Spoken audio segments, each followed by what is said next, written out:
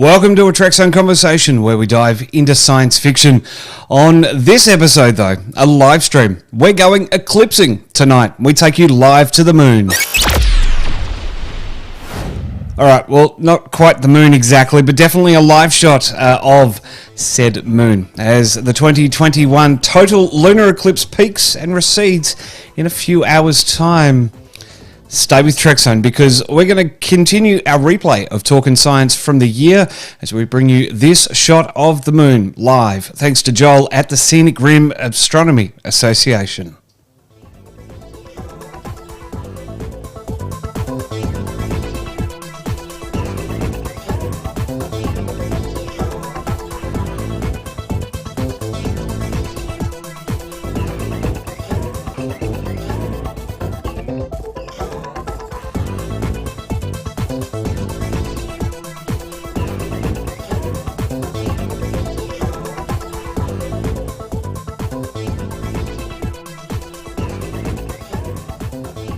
Well, I'm going to leave you in the capable hands of the Talkin' Science replay from the year.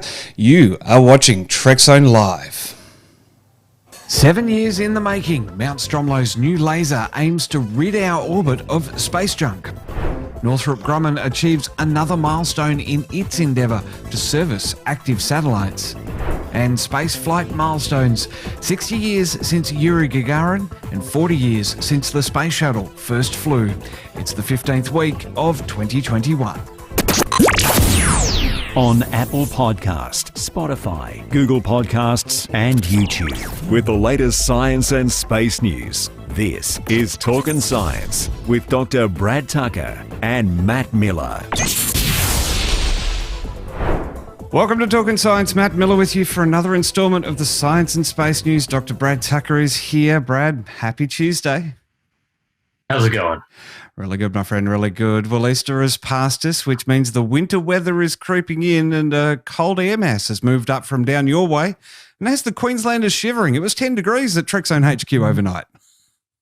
Yeah, I think that was our high yesterday, so not bad. Well, before we get into the show, a quick reminder of the socials. We can find you on Twitter at btucker22. I'm on Twitter at Miramat86. And of course, Trekzone exclusively on Twitter. Plus, find our YouTube channel for the latest eps and on your podcasting app of choice. Brad, first up in our headlines, Ingenuity, the first helicopter on Mars, has had its inaugural flight postponed to later in the week. Yeah, when they were doing their kind of full pre-flight check where they're powering it all the way up and hopefully going from pre-flight to essentially flight mode, there was a timeout error in doing that and it shut it down. They've been diagnosing the problem. They haven't said a lot about what the problem is. It still seems to be that they're still working on it. There was obviously optimism that it wasn't a big problem, and so they scheduled it for a flight later in the week. We'll see if they keep that date, but this is one of the reasons why they've been doing this testing is to make sure nothing goes wrong during the flight or during the big event. 10 astronauts now inhabit the space station following Expedition 65's arrival on the weekend. And that's not all. More folks are going to be moving in the coming weeks as well. It's a busy time for the space station. It is. That's right. SpaceX Crew 2 is due to go up in about a week and a half's time. Which would bring the total to 14, which, as long as that's not delayed, it has been delayed a couple times, and the SpaceX Crew 1 doesn't come down, 64 doesn't come down. It means that with 14 people, that would be the record for the most people ever in space at a single time. However, that's never even been in the same spot. That record of 13 happened with the space shuttle when it was in service. So definitely would be a cozy record for the space station. Hopefully they've got enough bunks and enough food and oxygen as well. I'm sure they factored all that in, though. That's right. I'm sure they factored all that in, but it just goes to show how quickly this is changing from going from only really 3 with the occasional 5 or 6 at a time when they were switching over to now regularly going to be having quite a few. And so not only is it that amount of people, but there would also be 4 different countries represented with obviously the US and Russia, plus 2 Japanese astronauts and a French astronaut as well. All right, Brad, well, let's get into our stories of the week. And close to home for you, Mount Stromlo finally has a laser for targeting space junk. Yeah, this has been an exciting project that's just been chugging around in the background for for about 7 years since the Space Environment Research Center started. And the whole goal here was to find a way of accurately finding, tracking, and then deorbiting space junk. Space junk here being really small things, centimeter size objects that there are hundreds of thousands, if not millions of, all of which pose a danger to operating satellites and at some level need to be dealt with. Well, the adaptive optics method was designed to remove the haziness caused by turbulence in the atmosphere. I'm guessing that was for Earth-based observations, but it's teaming up with the Guide Star laser to track down the space debris. Yeah, this whole adaptive optics system really has been a way of improving our astronomy images, right? That turbulence in the sky, the reason stars twinkle, is the same reason your airplanes shake. Now, that limits how clear our pictures are in space, as viewed from the Earth, but then it also limits how accurately we can determine and find and correct for objects in space, and again, things like space junk. And so this technology allows us to essentially create a fake star. So you have this giant orange fake laser star, and you see how it wobbles and moves. You can then correct the mirrors and the computer system to accurately, on the scale of less than a millisecond, tell what the atmosphere is doing to give you a better pointing and a better tracking with the telescope. And then that second laser comes along and pinpoints the location of the debris, and then if determined so, we'll deorbit it with a second burst. Well, it's a complex system of measurements and calculations to come up with clearer pictures of the debris.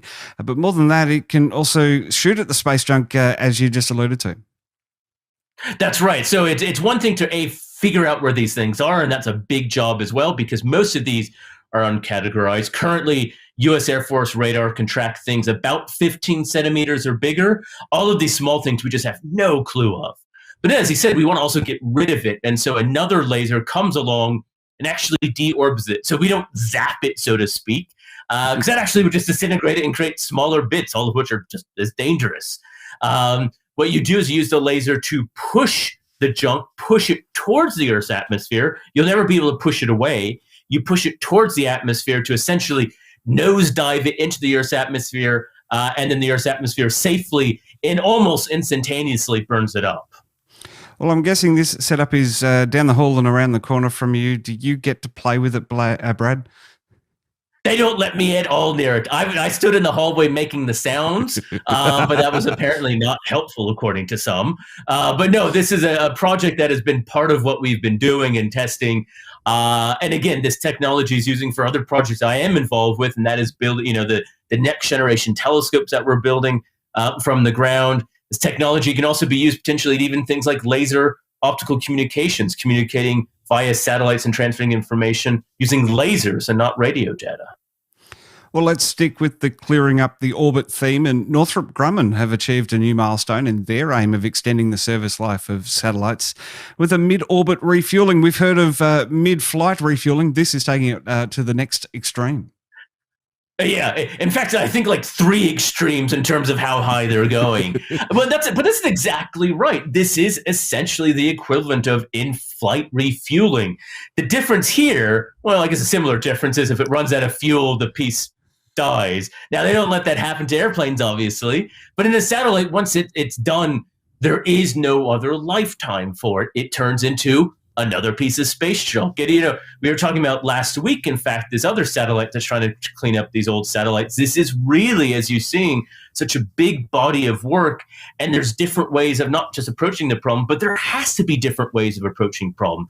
And the simplest that Northrop Grumman has identified, among others, is that you just stop it from turning into junk. And that is you refuel it or you fix it. In this case, refueling to extend its lifetime, which saves you money, and it saves that junk problem. Well, launched in August, MEV-2 achieved some pretty remarkable things, matching the orbit of Intelsat's 18-year-old satellite, approached it, docked with it, and will now hang around for 5 years as essentially a spare fuel tank.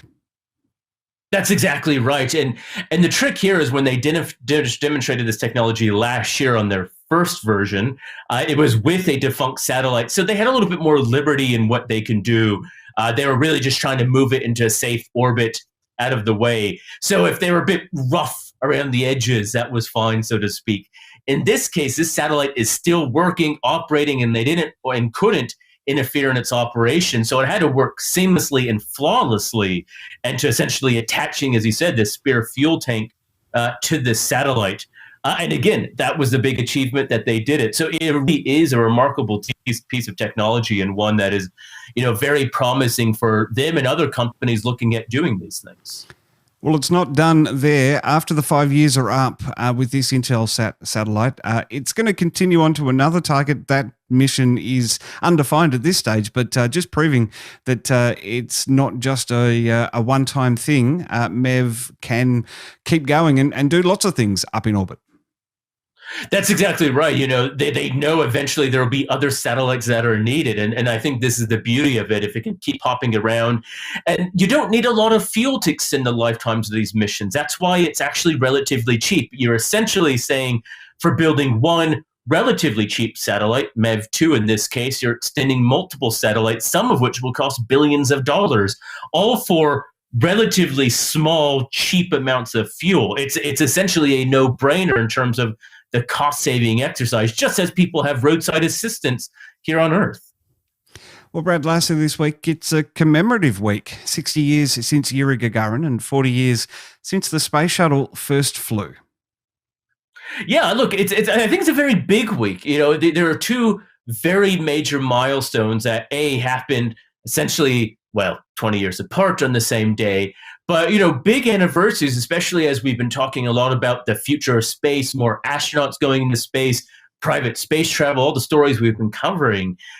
It started with Yuri Gagarin, and I think that's the point. It all starts with Yuri Gagarin and what he accomplished in 1961. It absolutely does. Well, that was rooted in the Cold War and the desire for domination overhead. But Yuri's flight served as the gateway for all the years that have followed, as you've talked about there. Apollo to the moon, Gemini, Space Shuttle, Crew Dragon, Space Station, missions to Mars, Artemis. It's all, as you say, it started with Yuri and the Soviet Union back in those very early days. It really is, and especially if you think about where you went, and only not quite 4 years before, about 3.5 years, in 1957, Sputnik was first launched. So you go from just getting something up there to putting people up there. That is a remarkable, relatively quick jump that maybe isn't as appreciated, especially if you look at how progress happens nowadays. That is a big step. And they really didn't know what was going to happen. There was a lot of risk in this mission of, when they sent animals into space, a lot of the animals did not fare well, both on the American and the Russian side. There was a lot of risk of Yuri, and he faced it quite well. And it was something that everyone, Americans included, waited in bated breath because of what it would actually mean. If something went catastrophically wrong, not because of the technology the Russians built, but because humans can't survive space, that was a very big question at that time, then that would essentially ended it all. Imagine if they had some sort of result like that and it ended space instantaneously, and it was that person's life being sacrificed for that. And because of his success, though, as he said, we are now where we are today. Well, in all, he flew aboard Vostok 1 for 108 minutes, lifting off from the Baikonur Cosmodrome and returning to Kazakhstan.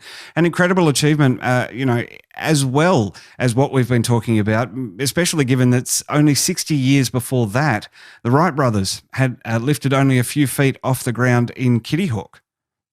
Yeah, that's a pretty big jump from, hey, we got something off the ground that is essentially the equivalent of jumping and gliding, to, look, I mean, obviously the Wright brothers moment was very big, but that's what we're looking at now.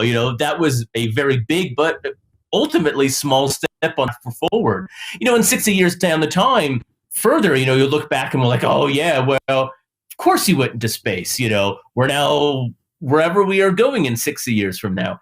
But these risks are insurmountable at the time because you can't look it up. You can't look at the information. You can't ask someone for help. It doesn't exist. So just as the Wright brothers had to invent it and test it and risk it, so did Yuri Gagarin. And look, as he said, it was only 108 minutes, but it's like the 108 minutes being stuck in a Volkswagen Beetle back seat. It wasn't very comfortable, right? These aren't the space shuttle that they had lots of room and sleeping quarters.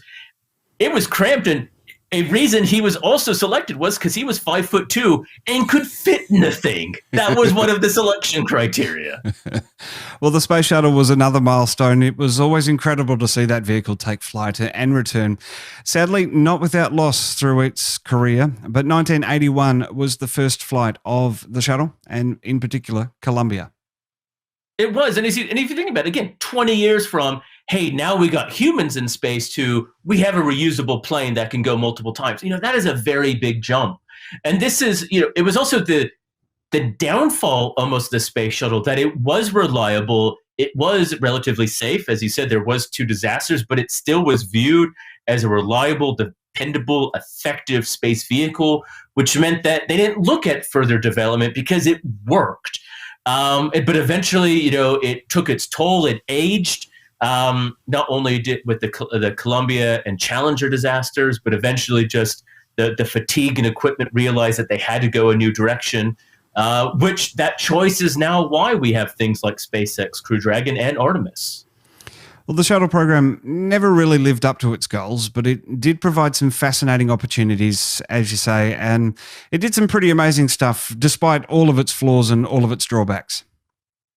Yeah, it's easy to sit here and point out all the flaws, but it was the first of its kind, right? It's easy to say, oh, well, this could go wrong. It's always easy the day after look at all the mistakes when you're in the middle of it and you're, again, the first one doing it. It's really hard. It's the design of the space shuttle that meant we still have the Hubble Space Telescope today, with the Hubble's launch from the space shuttle and 4 service missions that's keeping it going, which is, still transforming in science. All the other things it did for astronomy, defense, a lot of defense applications, human biology, human spaceflight, all of these things are quite important because the space shuttle existed. And it opened it up to more people and a variety of people, countries going into space than probably would have been normally possible had you just stuck to the 3-seaters like Apollo or Soyuz. Yeah, absolutely right. Well, Brad, before we go, a quick plug for this week's Talkin' Science interview. A couple of astronomers beamed in for a chat about their team's work on identifying 2I Borisov that we spoke about last week, I think it was. It turns out their 2 papers being released at the same time was a coincidence, and they don't agree on the makeup of the comet. Take a listen. Well, first, you said that the 2 papers don't agree. Well, actually, the 2 papers are completely independent. We were not even aware of the other research until they were published.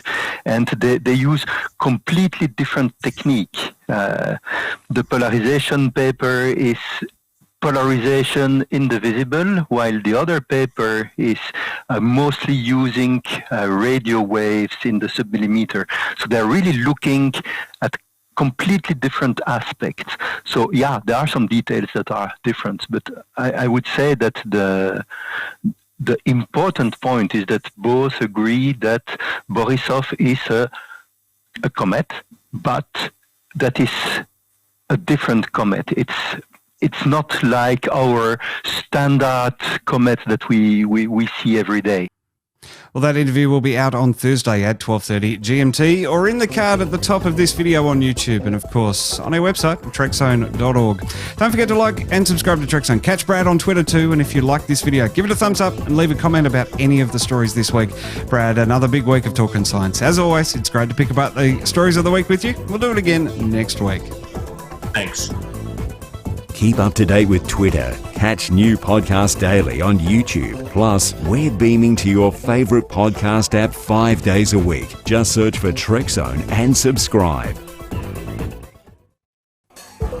Welcome to Talkin' Science Interviews. Matt Miller with you in Studio 4. Today, it's all about this very, very interesting comet that has arrived in our solar system, 2I Borisov.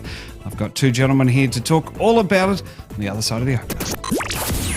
On Apple Podcast, Spotify, Google Podcasts, and YouTube for over 550 episodes. This is Talkin' Science. Rock, let's start with you. You were part of the team that measured the polarization of light scattered by the coma. What does that tell us about its physical characteristics?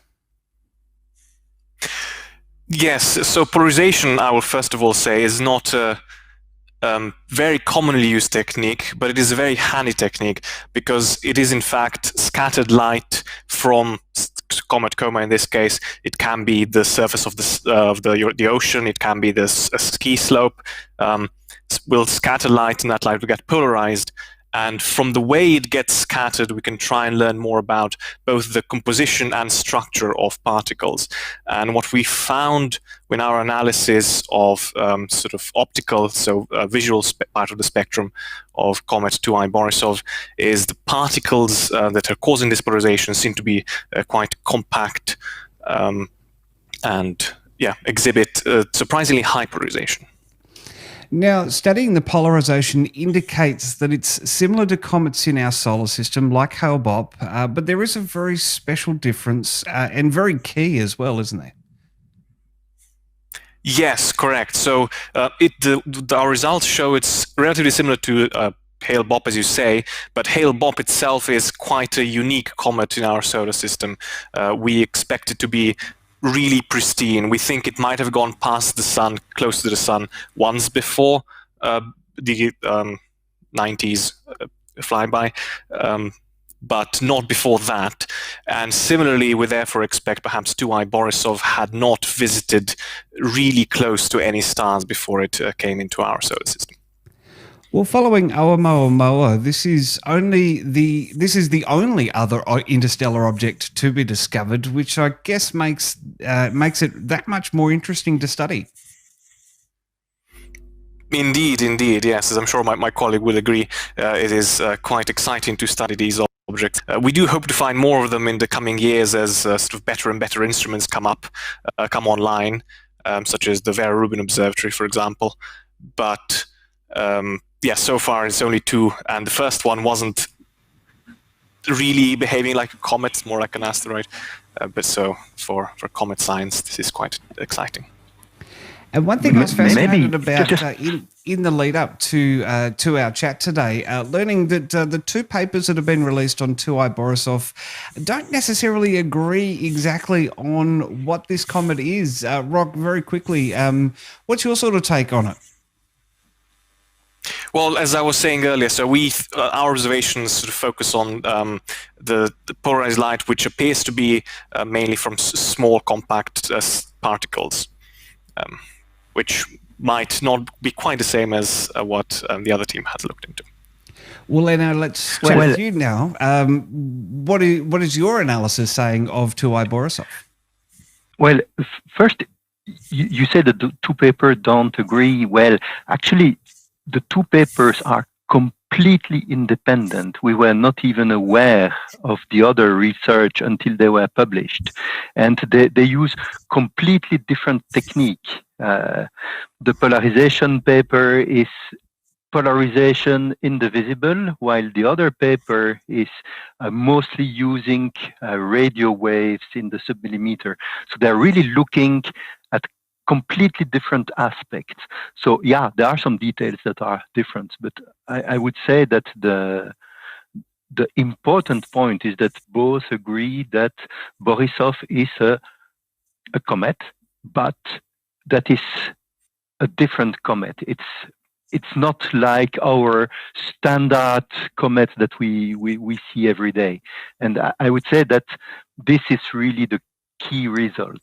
And the polarization shows that it's similar to comet Hale-Bopp, which is a very, very pristine comet. So that seems to indicate that Borisov is a very pristine comet that has never been close to a star before.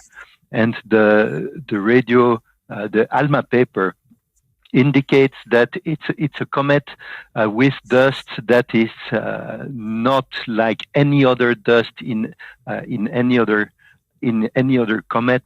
It's big dust grains, and it's important to note that we don't necessarily look at the same grains with the two techniques. So the fact that the two papers don't get exactly the same result is okay, because they're not looking at the same thing. But the story is that the dust that you see with the radio telescope ALMA is also very pristine, and it has even some additional information, is that as the dust, the composition of the dust changed over time, it seems to indicate that these dust grains formed in different places of the original solar system, not our solar system, but where that body formed. So it's actually quite cool that these two papers that were completely independent, different technique, arrive at the same time at results that complement each other. So, science is fun. Could have been much more embarrassing if one of them said, yeah, it's just a stupid comet like all the others, and the other paper said, no, it's completely different. But it's not the case. We both paper agree that this is a very interesting object. And you were saying, yeah, it's only the second one. I would even say it's only the first extrasolar comet, because the first one, Oumuamua, was completely different from anything we have ever observed before. It was a complete freak. And to be entirely honest, we have not understood it completely because we could observe it only for 1 month. And so we did what we could. It was extremely hard to observe because it was extremely faint. And we did what we could. With this one, Borisov, it was discovered long in advance. It was fairly bright by today's standards. So that means that we could observe it for over 1 year. And the pandemic did not help us because most of the telescopes were shut down during most of the year. So we missed a lot of the observations because the telescopes were not operating. And it's just now in January, February, March that we could reobserve it again as it's moving away from the solar system. So it's more like a farewell because now it's really faint. Well, one of the key finds in your research is its composition, made up of compact pebbles, indicating the likely makeup of this comet's home system, or indeed wherever it's come from in the galaxy. Yeah. Yes. So the dust structure of that comet is not exactly the same as the dust structure in our comets. So that indicates that the conditions were slightly different. It looks like a comet, it behaves like a comet, but there are some subtle differences. And to be honest, when we looked at the Borisov at the beginning, we were afraid, oh my God, it's really just a boring comet. But actually, when you start looking in more details, you start to realize, there are some slight differences. And that's really the best that we could hope for, because it is something that is familiar. So we can understand it. We can understand how it works, but there are some subtle differences, and these differences is where we are going to learn more. So there are now these two papers. We need to read them carefully because, again, we discovered each other's paper a few weeks ago, and see, can we learn? Can we get more information from the other team's paper? And who knows, maybe in 1 year from now, we will publish a paper together to get a complete view of the object.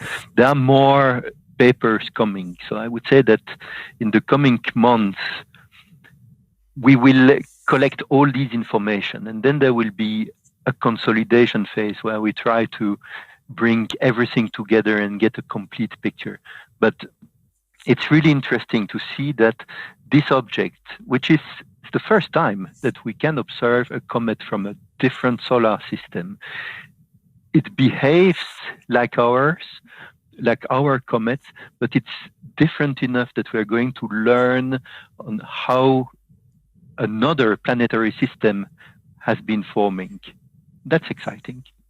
Rock, what's it like for you as a scientist to publish a paper and discover that someone else, another team, has been studying the same object as you and reached a different conclusion? Well, as I say, or rather, as my colleague said here, I will quite agree. It's mostly really exciting because, as we said, use different methodology, so we expect to see slightly different conclusions coming out of that.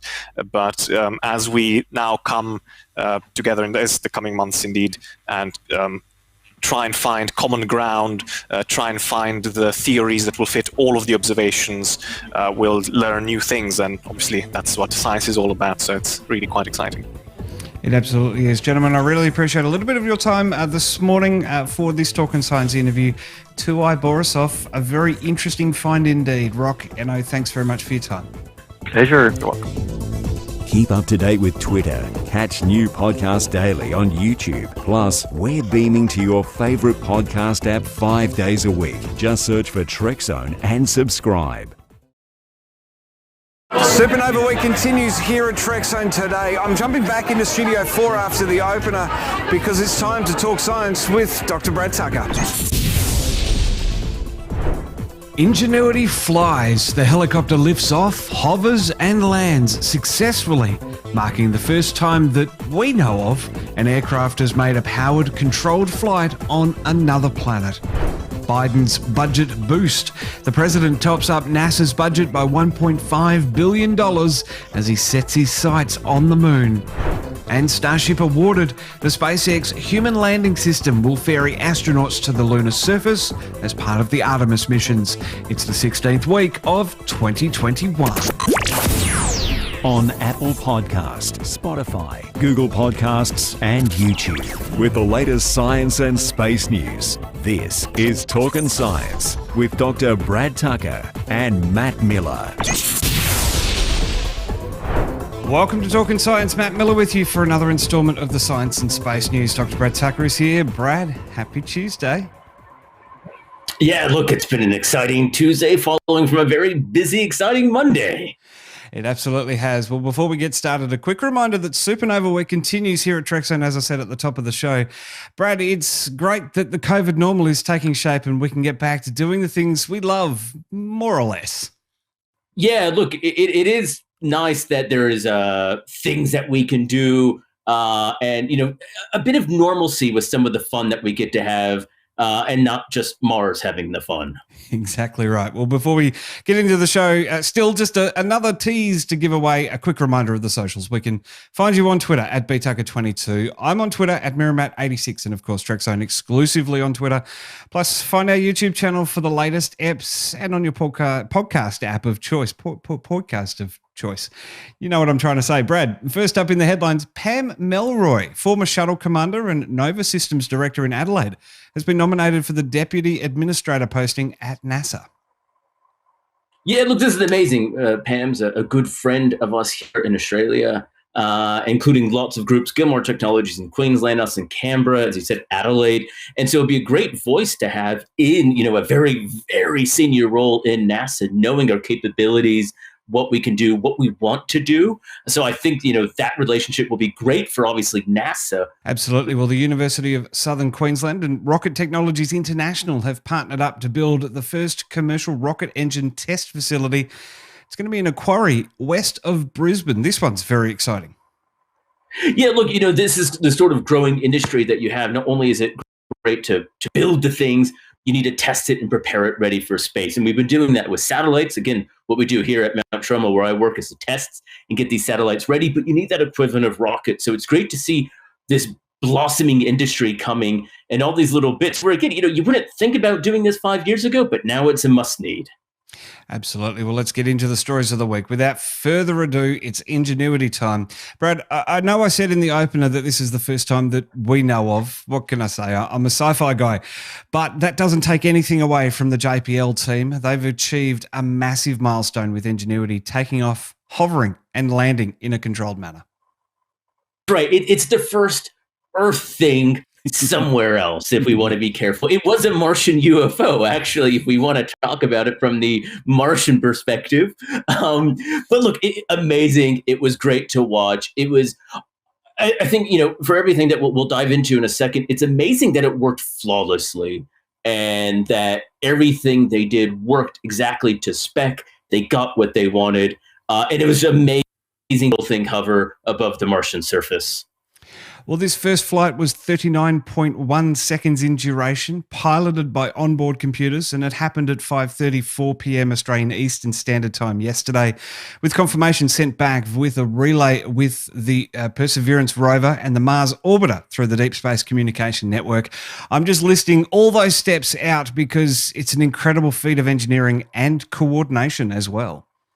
Yeah, look, I mean, the fact that, I was preparing dinner for the kids, and this little Martian rover was communicating with this helicopter flying above the surface. And as you said, getting that data relay back, and then that's actually a critical point. One of the reasons it took so long for all the data to get back is because it had to relay the telemetry, the data, the photos, all that stuff. It couldn't directly beam it back to Earth because Perseverance had to relay it through Perseverance and then relay that through Mars Reconnaissance Orbiter, which obviously made it a bit slow, but it made the moment even more savory when it was opened up and you get to see everything. Well, unfortunately, we can't hook up a joystick to the uplink and pilot the craft in an ultimate drone flight in real time. The delay in communication just makes that impossible. But how does the team pick the next thing to do, Brad?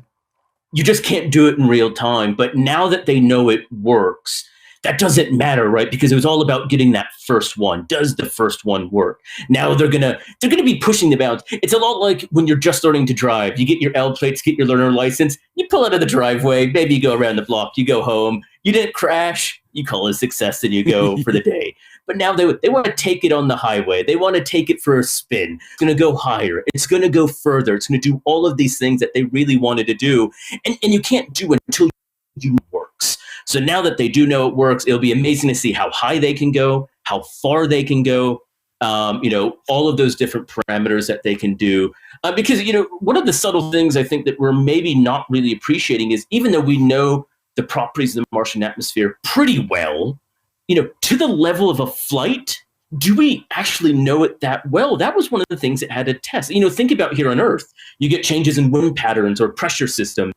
To flight paths, to have that ability and confidence in your data and your skills on Mars and a distant planet, that was an impressive feat into itself. Well, out of all of this, Ingenuity is a technology demonstration project, meaning that everything from this point on will not only be a series of firsts, but it will be paving the way for future missions. I guess the Martian sky is the limit now, Brad. That's right. The question is, how high can you go? Exactly. And I think that's the exciting thing. Not only will they push the bounds of what Ingenuity can do, but you now know that they can plan the actual next range of missions that are going to be doing this drone technology. Just as Pathfinder, the very first rover, when it was sent, over 2 decades of testing, can you drive this thing on Mars? Does it work? Then immediately, they jumped into Spirit and Opportunity, and then, Curiosity, and now Perseverance. You can see that success happening quickly with these drones, not just on Mars, but on other planets as well. There's talks about sending these things to Titan, for instance, and all of this is laying that groundwork for literally opening up a new window genuinely of exploring the solar system. Well, speaking of exploring the solar system, President Biden has given NASA a confidence boost with $1.5 billion budget increase year on year. Now, there's a complicated process here with inauguration and budgetary calendars not quite aligning, but the commitment is definitely there from the Biden administration. That's exactly right. It takes a bit of time, especially, you said, in that first year to do it.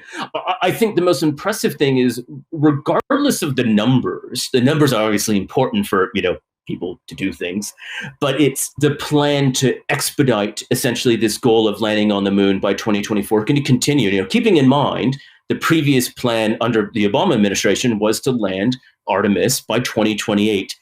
Trump and famously Pence announced, let's shorten that to 2024. And they did back that up with financial, in order to do that, the financial backing. What was essentially the Biden administration going to do? And clearly, this is such an important goal to the U.S. interest, both sides of the aisle, that they not only want to make sure they get that goal by 2024, but increase the funding to see that happening. Well, I believe the technical term for what has been announced this week is a skinny budget. Now, that does not include any indication of when the administration wants to see a crewed lunar surface expedition. As you're talking about there, Trump brought it forward to 2024. The original plan was 2028. But it does place a priority on human spaceflight beyond the International Space Station. So you've got to think that Artemis is in there and in there with a really fighting chance with the way that they're pushing themselves at the moment. That's exactly right. Clearly reading between the lines is going to be a big goal, and also seeing who they're nominating. Again, we were just talking about in the headlines that Pam Melroy is going to be the deputy administrator. Before Nova Systems, she was in charge of the Orion spacecraft, which is the new craft that they're using for Artemis.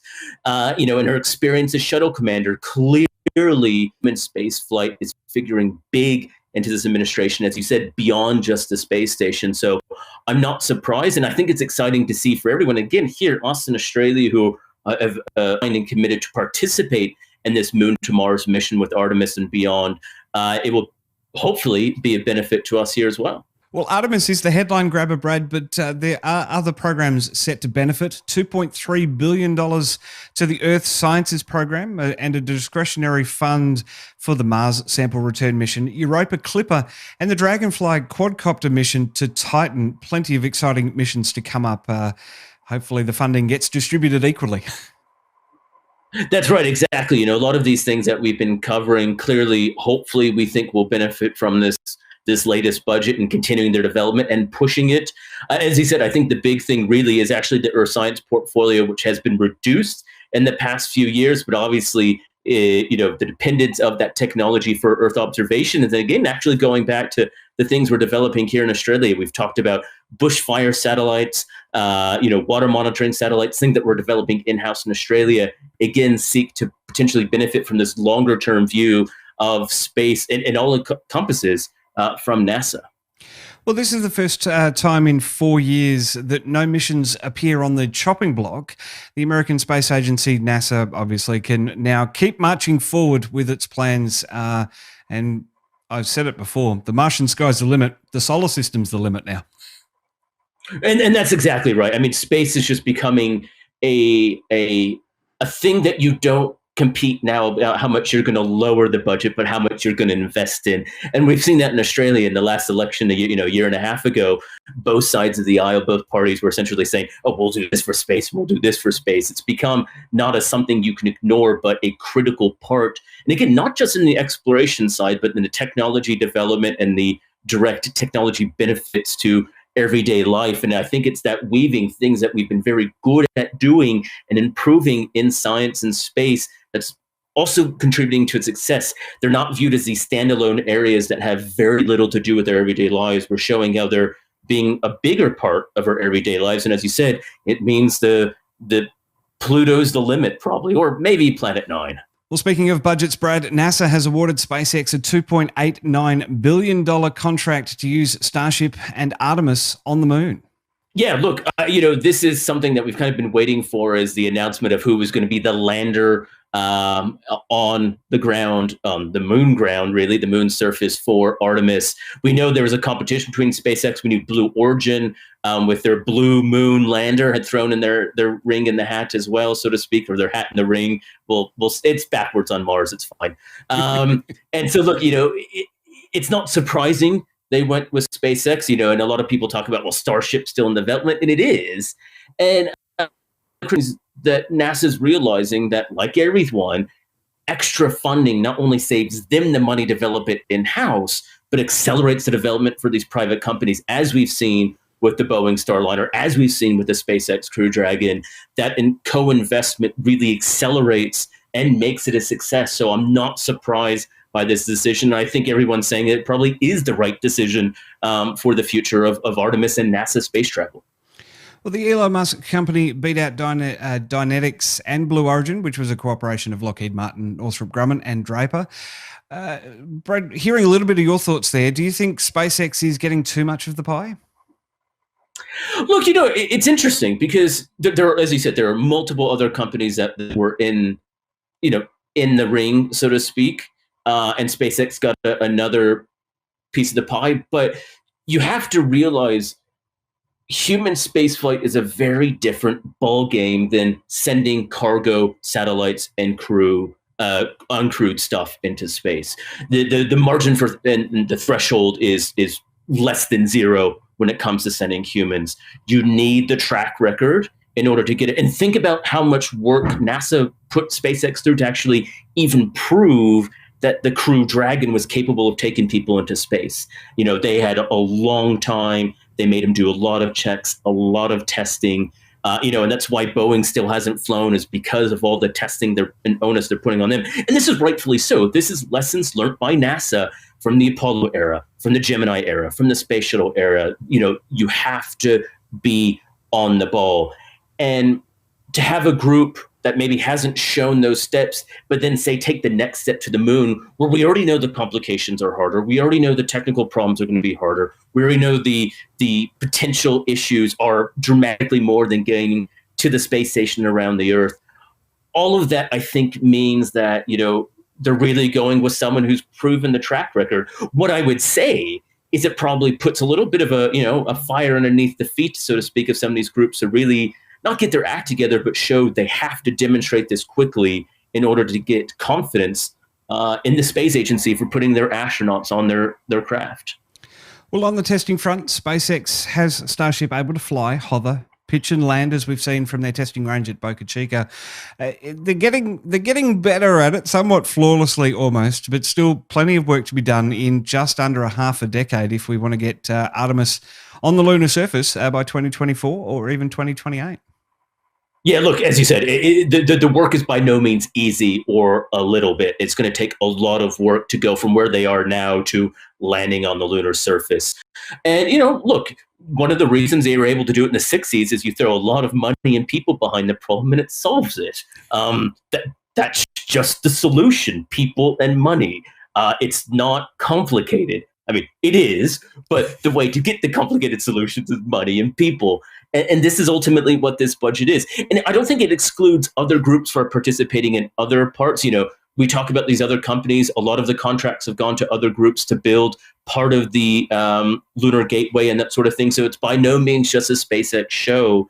But, you know, you do have the race is on. And it's not even just, as we've talked about before, getting to the moon, but it's staying on the moon and going onwards to Mars. So if you start the marathon compared to other groups and countries later, you're just going to finish that much further behind. So they do know that the time is of the essence. And so groups further ahead are going to benefit from this. And there is going to be a lot of work to do. But it is, I think, nice that NASA is, again, not just trying to do it themselves, but building up and working with the private companies in the US and around the world to pull this off. Well, Brad, just before we go, a quick look ahead to what's coming up on the next Talkin' Science interview. James Painter is a PhD student down at the University of Melbourne, and he stumbled across a hidden gem as he was sifting through decades-old Compton Gamma Ray Observatory data. That orbiting observatory and its burst and transient source experiment recorded a gamma ray burst on the 30th of August 1995 before being filed away and forgotten about in the archives. Now, by using gravitational lensing, James realised that they'd actually stumbled upon an intermediate mass black hole. Now, can you tell us a little bit about your research? You've discovered this Goldilocks black hole. First of all, what's a Goldilocks black hole? I think the technical term actually is an intermediate mass black hole. And the name Goldilocks came about because it's not too big and not too small. So, you know, there's two very well-known populations of black holes, the supermassive black holes, which lurk in the cores of every galaxy, and then there's stellar black holes, which come about as a result of supernova explosions at the end of a star's life. And these are about 10 times the mass of the sun, 50 times the mass of the sun. And the supermassive black holes are millions and millions to billions and billions of times the mass of the sun. But this intermediate mass range in between is so far a very unexplored region of the parameter space. And so I think that's where the name Goldilocks came about. That interview's out on Thursday at 12:30 p.m. GMT as we continue Supernova Week here at Trekzone. After that, you can click the card right now on YouTube and find our blog post on trekzone.org. Brad, another big week of Talking Science. As always, it's great to pick apart the stories of the week with you, and we'll do it again next week. So much to do, so little time.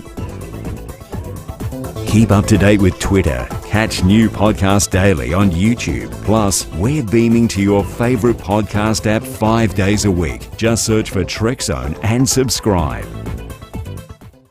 Supernova Week continues here at Trekzone today. Talking Science interviews. I'm going to jump back in Studio 4 after the opener. Chat with James Painter. He's a PhD student down at the University of Melbourne, and he was looking through old data, decades old data in fact, and found a intermediate mass black hole. This is a very exciting discovery. He's going to tell us why on this Talking Science interview as Supernova Week continues. Beaming around the world on Apple Podcasts, Spotify, Google Podcasts, and YouTube. This is Talking Science. And James, thanks for a little bit of your time on today's Talking Science interview. I really appreciate it. Thanks for having me on the show. Now, can you tell us a little bit about your research? You've discovered this Goldilocks black hole. First of all, what's a Goldilocks black hole? I think the technical term actually is an intermediate mass black hole, and the name Goldilocks came about because it's not too big and not too small. So, there's two very well-known populations of black holes: the supermassive black holes, which lurk in the cores of every galaxy, and then there's stellar black holes, which come about as a result of supernova explosions at the end of a star's life. And these are about 10 times the mass of the sun, 50 times the mass of the sun. And the supermassive black holes are millions and millions to billions and billions of times the mass of the sun. But this intermediate mass range in between is so far a very unexplored region of the parameter space. And so I think that's where the name Goldilocks came about, because it's not at the smaller end and it's not at the bigger end, but somewhere right in the middle, somewhere just right, if you will. And it is a crucial link, as you say, not quite as well researched as, say, the supermassive black holes. Trying to find that missing link on how the black holes become supermassive and get to become the size that they are is crucial. And finding these intermediate mass black holes is very important. What else can we learn from them? I guess well, one of the most exciting things here is that we don't quite understand how the supermassive black holes form.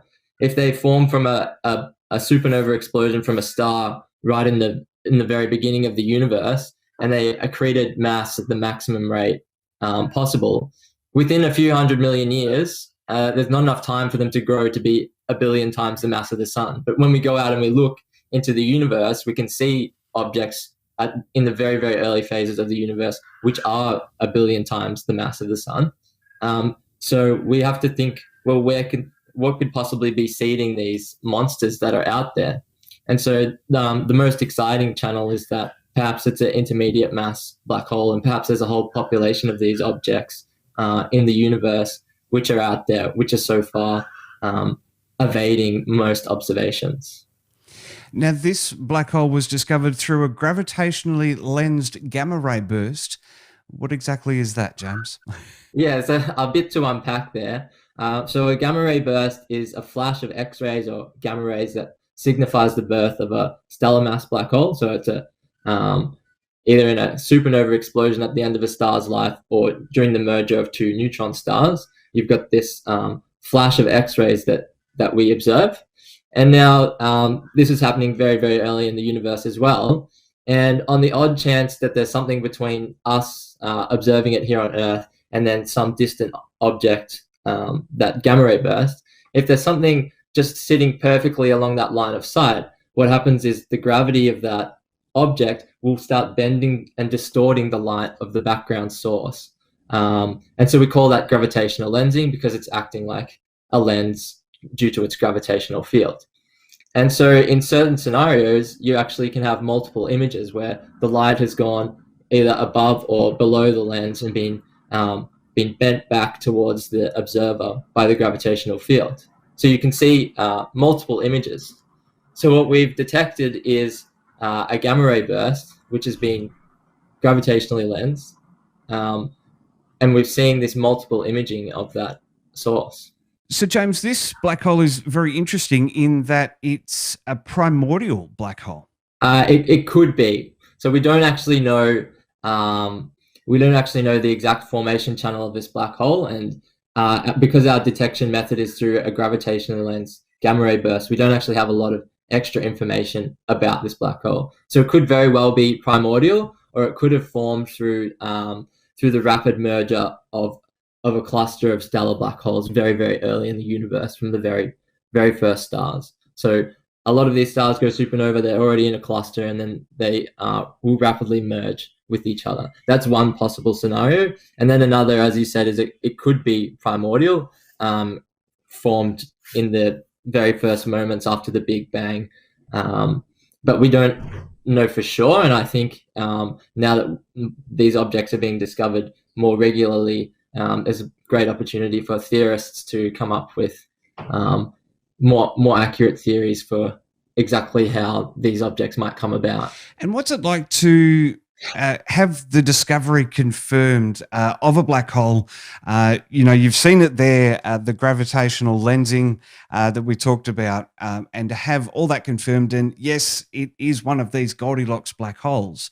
Must be very exciting, and I guess now the research continues. You know where to find it, and you can keep looking at it. Well, this particular event happened way back in 1995. So, as I said earlier, there's actually not that much extra information available for us to go and look at this object in more detail. And due to the way that gamma rays are detected, so they're very, very high energy light particles, they can't be focused like you can focus light in a telescope. So we can't get beautiful images like you see from Hubble. We actually just have very high time resolution, but the spatial resolution is terrible, much larger than the pixel size is much larger than the sun or the moon on the sky, for example. So we can't really zoom in on this object and discover more about it. But what we can do is find more objects from this population. So we can look through all the other gamma ray bursts and even fast radio bursts and other transient population of sources and see if we can find more lensing effects. And that would tell us that there is more of these objects out there, and we can better determine how many of them there are in the universe and what their distribution may be. And this is one thing that I think is really fascinating, that we get to not only new observations, but also past observations. As you say, this discovery was made a couple of decades ago now, but we can pull back over research. There's so much information being recorded from our night skies, or our skies in general, that there is so much to discover. I guess what's that sort of like to know that there's a wealth of research out there as well that we can pore over and see if we can find more of these black holes? I guess it's an exciting opportunity. I mean, the data's there, so I don't have to do any work, or whoever's looking doesn't have to do any work. All the hard yards have already been done, and we just have to go and sift through it and analyze it and try and uncover these things. But the hard work of building a telescope, launching it into space, doing all these calibration checks, that's already been done for many different iterations of gamma ray burst satellites. So I guess it feels good to be able to do great science while at the same time sitting back and relaxing and not having to put in all the hardest parts of the work to get it off the ground. I love it, James. Thanks for a little bit of your time on Talkin' Science interviews. Congratulations on the find. Looking forward to more discoveries coming from you. Hopefully another one in the not too distant future. Thank you very much. I'm looking forward to that too. Thanks for having me on the show. Keep up to date with Twitter. Catch new podcasts daily on YouTube. Plus, we're beaming to your favorite podcast app 5 days a week. Just search for Trekzone and subscribe. Headlines on Mars. Perseverance converts CO2 in the atmosphere to oxygen. Ingenuity flies again, this time higher and longer. And space junk problem. 200 high-risk pieces identified just days after Crew 2's close encounter. It's the 17th week of 2021. On Apple Podcast, Spotify, Google Podcasts and YouTube. With the latest science and space news, this is Talkin' Science with Dr. Brad Tucker and Matt Miller. Welcome to Talkin' Science. Matt Miller with you for another instalment of the Science and Space News. Dr. Brad Tucker is here. Brad, happy Tuesday. Yeah, another Tuesday coming and going almost as fast as Mondays, but not quite. Brad, very thrilled to have the support of OmniDesk for the new look Trekzone edit suite. And while I haven't got the RGB installed just yet, the desk is set up and giving me an awesome experience while editing. A huge thanks to the gang at OmniDesk for the support as we continue to bring you 7 podcasts a week in 2021. Well, before we get into the show, Brad, a quick reminder of the socials. We can find you on Twitter at btucker22. I'm on Twitter at Miramat86 and, of course, Trekzone exclusively on Twitter. Plus, find our YouTube channel for the latest eps and on your podcast app of choice. Brad, let's get into it. News just in ahead of our recording. Starship 15 has performed its first engine firing, a static test. Yeah, so obviously, they're progressing well with their rockets. Hopefully when this one flies and launches, it will explode less than some of the previous. But look, they are landing or sticking to landings now, so it'll be exciting to see. Hopefully this one do it all. Well, the International Space Station crew complement is now 11, and they've run out of beds. Thankfully, only for a couple more days when the 4-person Crew 1 disembarks. Yeah, when you have these kind of like transition times, so one group arriving and the next group coming, it means that, you have 11, which is a record. 13 people have been in space, but in all of those cases, 7 were on the space shuttle, so there wasn't 11 on the space station. So 2 are having to camp out in the old Crew Dragon. Luckily in space, you literally can pinch a tent anywhere. You just get some Velcro in a sleeping bag and you're good to go. Well, we're going to Mars for 2 of our stories this week, Brad. First up, the Perseverance rover. It's just made oxygen out of carbon dioxide on the red planet. So this has been one of the exciting, there's lots of exciting instruments on Perseverance. This has been one of the, ones that it's been interesting to see what was going to happen. And obviously one of the first results out of Perseverance, and that is really converting carbon dioxide into oxygen, which is important for so many reasons. And it's exciting, I think, how quickly they got Moxie, as the instrument's called, to work.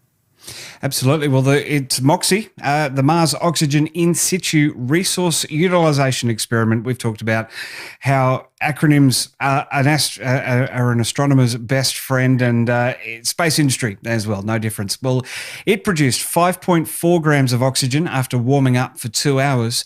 That's enough to supply an astronaut for 10 minutes. Small but important first steps, Brad. Yeah, that's exactly right. It was only operating, it's only a toaster-sized thing as well, operating for a couple of hours, producing 10, 15 minutes worth of oxygen. Now, it's important because it worked, and obviously you always like things to work. Now, the technique it used, electrolysis, isn't groundbreaking. We've used these sorts of things before. It's the idea of using it on Mars, the way it was used. And really, this is the first time ever we've converted a natural resource on a different planet. And this is going to be a bigger part of the conversation and the work needed as we go further into space, albeit whether the moon or Mars or otherwise. And that's essentially living off the land. And this was that first step to doing so. Yeah, well, the best part about this is that the Martian atmosphere is 96% CO2. So if they scale up Moxie, much needed rocket fuel and breathable air won't need to be transported from Earth. Yeah, that's exactly right. There's so much carbon dioxide on Mars. And now, obviously, plants are saying, hey, we've been doing this for billions of years. What's the big deal? But we can't obviously grow plants on Mars. And obviously, yes, maybe we can in contained bubbles or environments, and that may be a way further down the road. But as you said, we can't bring all of this stuff with us, whether for breathing or rocket fuel, as you said, and it's just too costly. Even if at the lower rate of $20,000 per kilogram, well, 5 grams gave you 10 minutes, So you need roughly 30 grams to breathe for an hour. So you really are talking about you need a couple of 100 grams of oxygen per day to breathe. So if it's spending, $20,000 a kilogram, you're spending about $60,000 a week or so, maybe in oxygen. And, then the costs just start blowing out. It just becomes not economically or technologically feasible to bring everything with you, much like airplanes don't bring, for the most part, their fuel with them on the return journey. They land, they refuel, they come back. You don't bring all of your food with you on your holidays. You buy it there. This is essentially the exact same idea. Well, Moxie has to get to 10 grams of oxygen per hour, so she's about a quarter of the way there already. Yeah, that's right. It is chugging through, and it is working, and hopefully once it fully works, the mission is complete. Yes, they can produce more of it, but really what you can talk about in the future is you can put bigger versions, industrial size scale versions of this on the Martian atmosphere, or soil rather, to use the Martian atmosphere, and essentially then just have this producing in the background. You don't need a person there to make it. You don't need a person using it. Essentially can build up stores of oxygen to be used in the future. And that is going to be the key to space travels, not just to do it with humans doing it at the time, but to essentially build up reserves forward-looking. Well, let's check in with Ingenuity now, the helicopter that flew last week. It's flown again for almost double the time and height. That's right. So it's gone higher, it's gone further, and it's now had its third flight as well. They just keep going with Ingenuity. And really, this was always the whole trick, is once they nailed that first flight, as we had last week, it was always going to be a matter of, well, how long can we go for? How high can we go for? And just how much can we get out of this thing? Turning it from just a technology demonstrator, which was the primary mission of this, just to show it worked, to actually potentially providing some useful data for us, for Perseverance, and also for future flights on Mars. Well, this second flight was more ambitious, not just higher and longer, but also slewing to the side and pitching the camera around the landscape of Jezero crater. Yeah, and it took a very beautiful panorama that we're starting to see the colored photos from these drone shots with. And I think that's the amazing thing, is that we're just seeing drone shots on Mars now. It is a bit out there, so to speak, to think about what we can do, but it is happening more and more. And it is going to keep doing it, essentially until it can't do it anymore, until they run out of battery, it no longer has any juice left, or they reach the operational limits of this 1.8 kilo drone. And so it's remarkable now that we've gone from, hey, now just does it work, to we're taking out for some joyrides. They're taking out for a good spin around Mars. Well, there are 3 more increasingly complex flights to come. The next flight will see it aim for 50 metres downrange and getting further and further away from there. And we'll talk about the last flight in a second, because that's going to be a sad end. But these increasingly complex flights, as you say, it was a technology test, and now they're going to see just how far they can push the technology. That's exactly right. Already going 50 meters and going further, really pushing the bounds of distance. It also can't stray too far from Perseverance, and this is one of the limits, that Perseverance is reliant on the communication delay or relay for Ingenuity, as we talked about last week.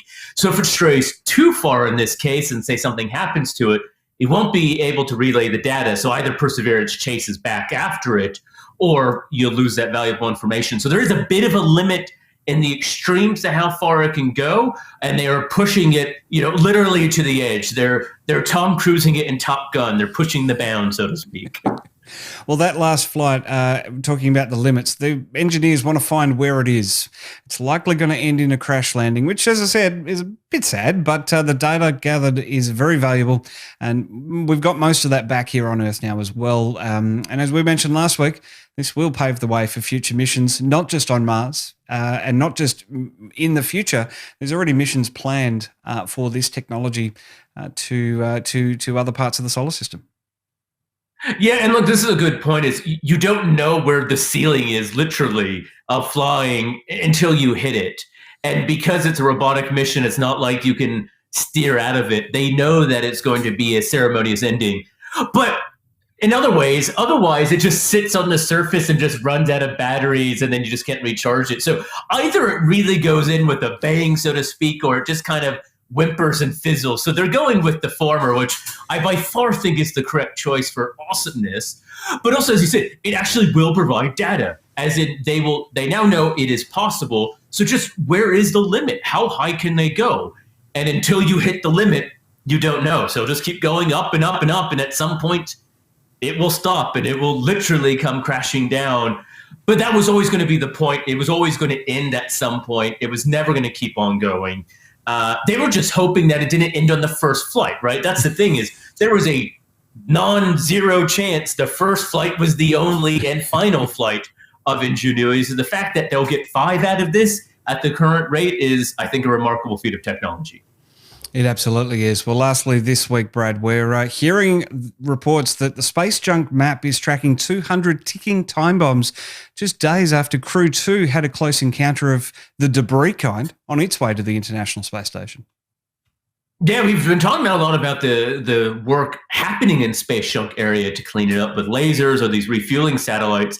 And this really just goes to show it is a risk. This is not something we're just saying, but it's a hypothetical. A map led by Mariba Jha out of University of Texas, and a good friend of mine, has been using his Astria graph maps to essentially try to figure out where are the really hazardous pieces. We know there's a ton, but where are the big ones? Where are they in terms of their position in orbit? Because if you're by yourself, you will be less of a risk than in a very crowded area or orbit.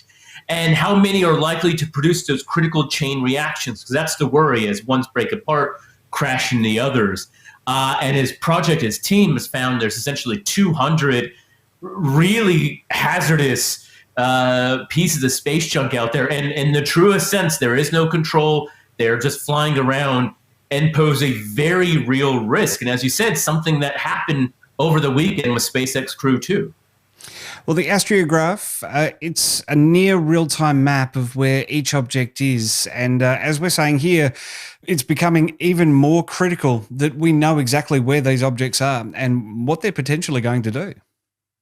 Yeah, because it's all about timing and location. And while that sounds simple, it's not, right? You can figure out the orbit of an object, but the orbit can vary based on how long it takes, where in its position. When you're traveling 40,000 kilometers an hour, being off by 5 minutes is a pretty big difference in distance, right? You know, we're not talking about being off by 5 meters. We're talking about being off by tens of kilometers.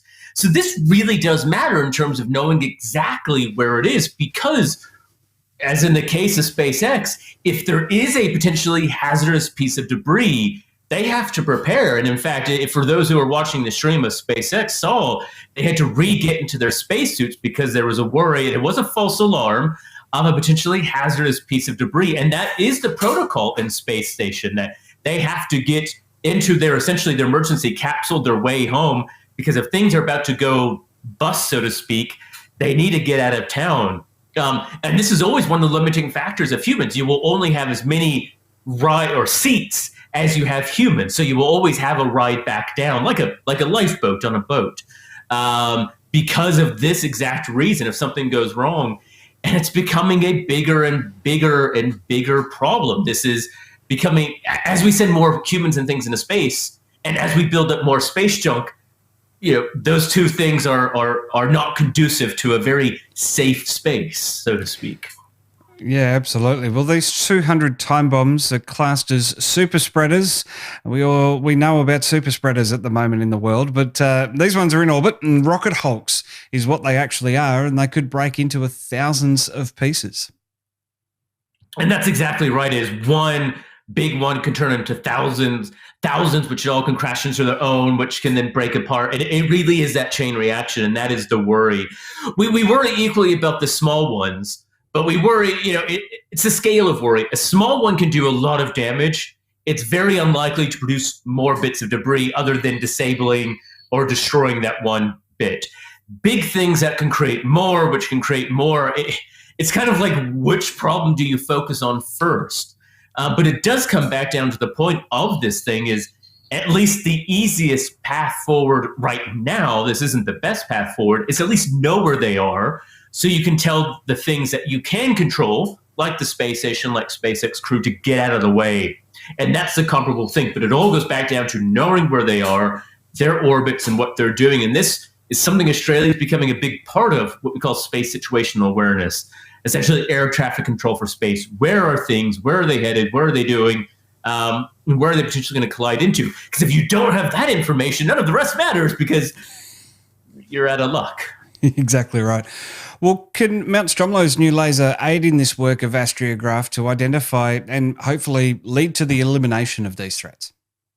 This is exactly the thing. In fact, Mariba is a visiting academic here at Mount Stromlo at ANU, working on trying to grow this thing to exactly expand this project now. And there was a workshop late last year about how do they grow it in a very efficient way on the small scale. So this is definitely the cutting edge of what we're trying to do to manage this growing problem of space. All right, Brad, well, just before we go, a look ahead to this week's Talkin' Science interview. Dr. Laura McCamish is my guest. She led an interdisciplinary research team to identify the spectral signatures of almost 1,000 atmospheric molecules may be involved in the production or consumption of phosphine, which, as we talked about a few weeks ago, is a key ingredient for life sign detection on exoplanets.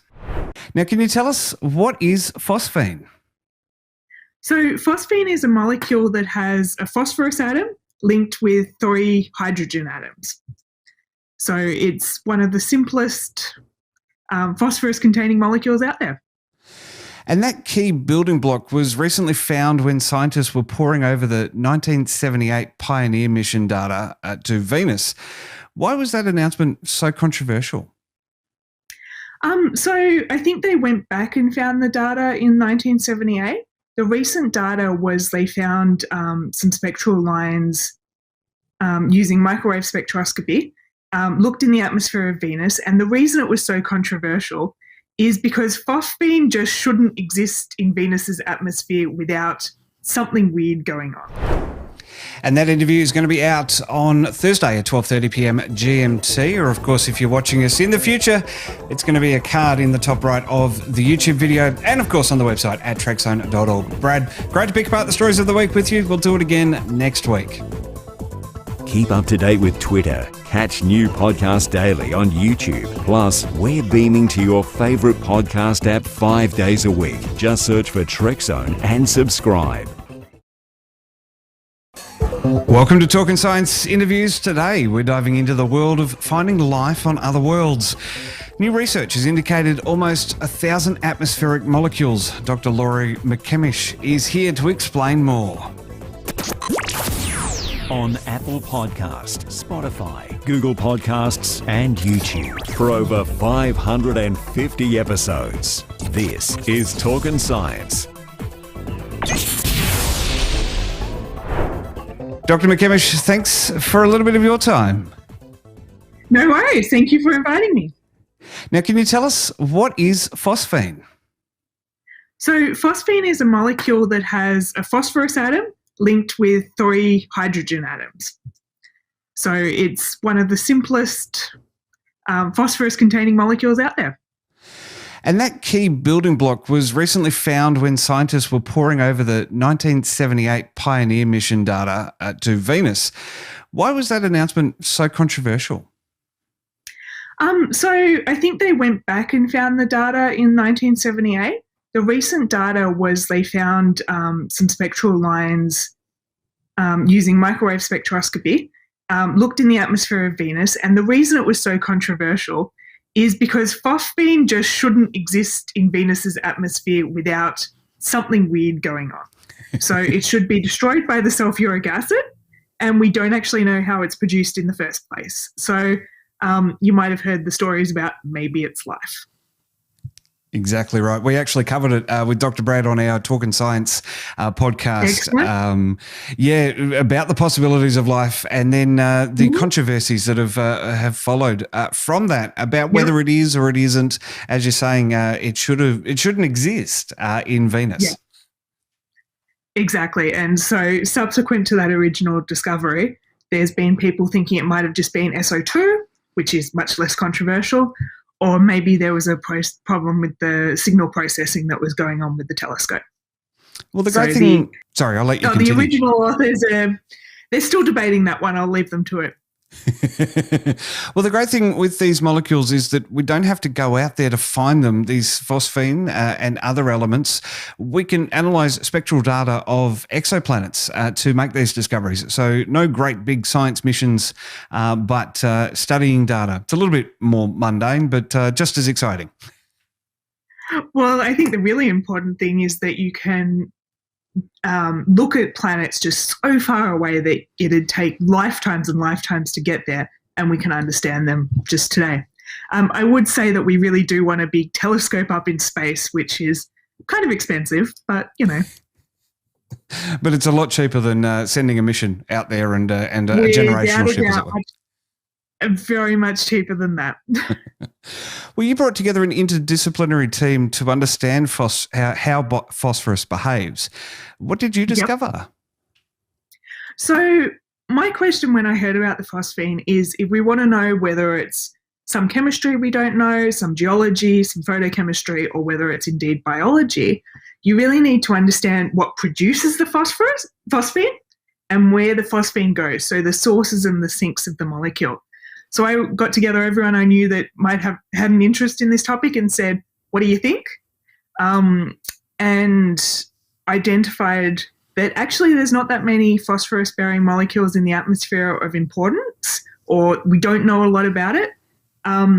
So really we just have to look for everything. And we produced the first data for almost 1,000 molecules, very approximate data, but the first infrared spectra for many of these molecules, or the best current infrared spectra. Well, the discoveries in your research will help follow up studies after phosphine is discovered to hopefully prevent the early hype like what happened to Venus earlier this year, won't it?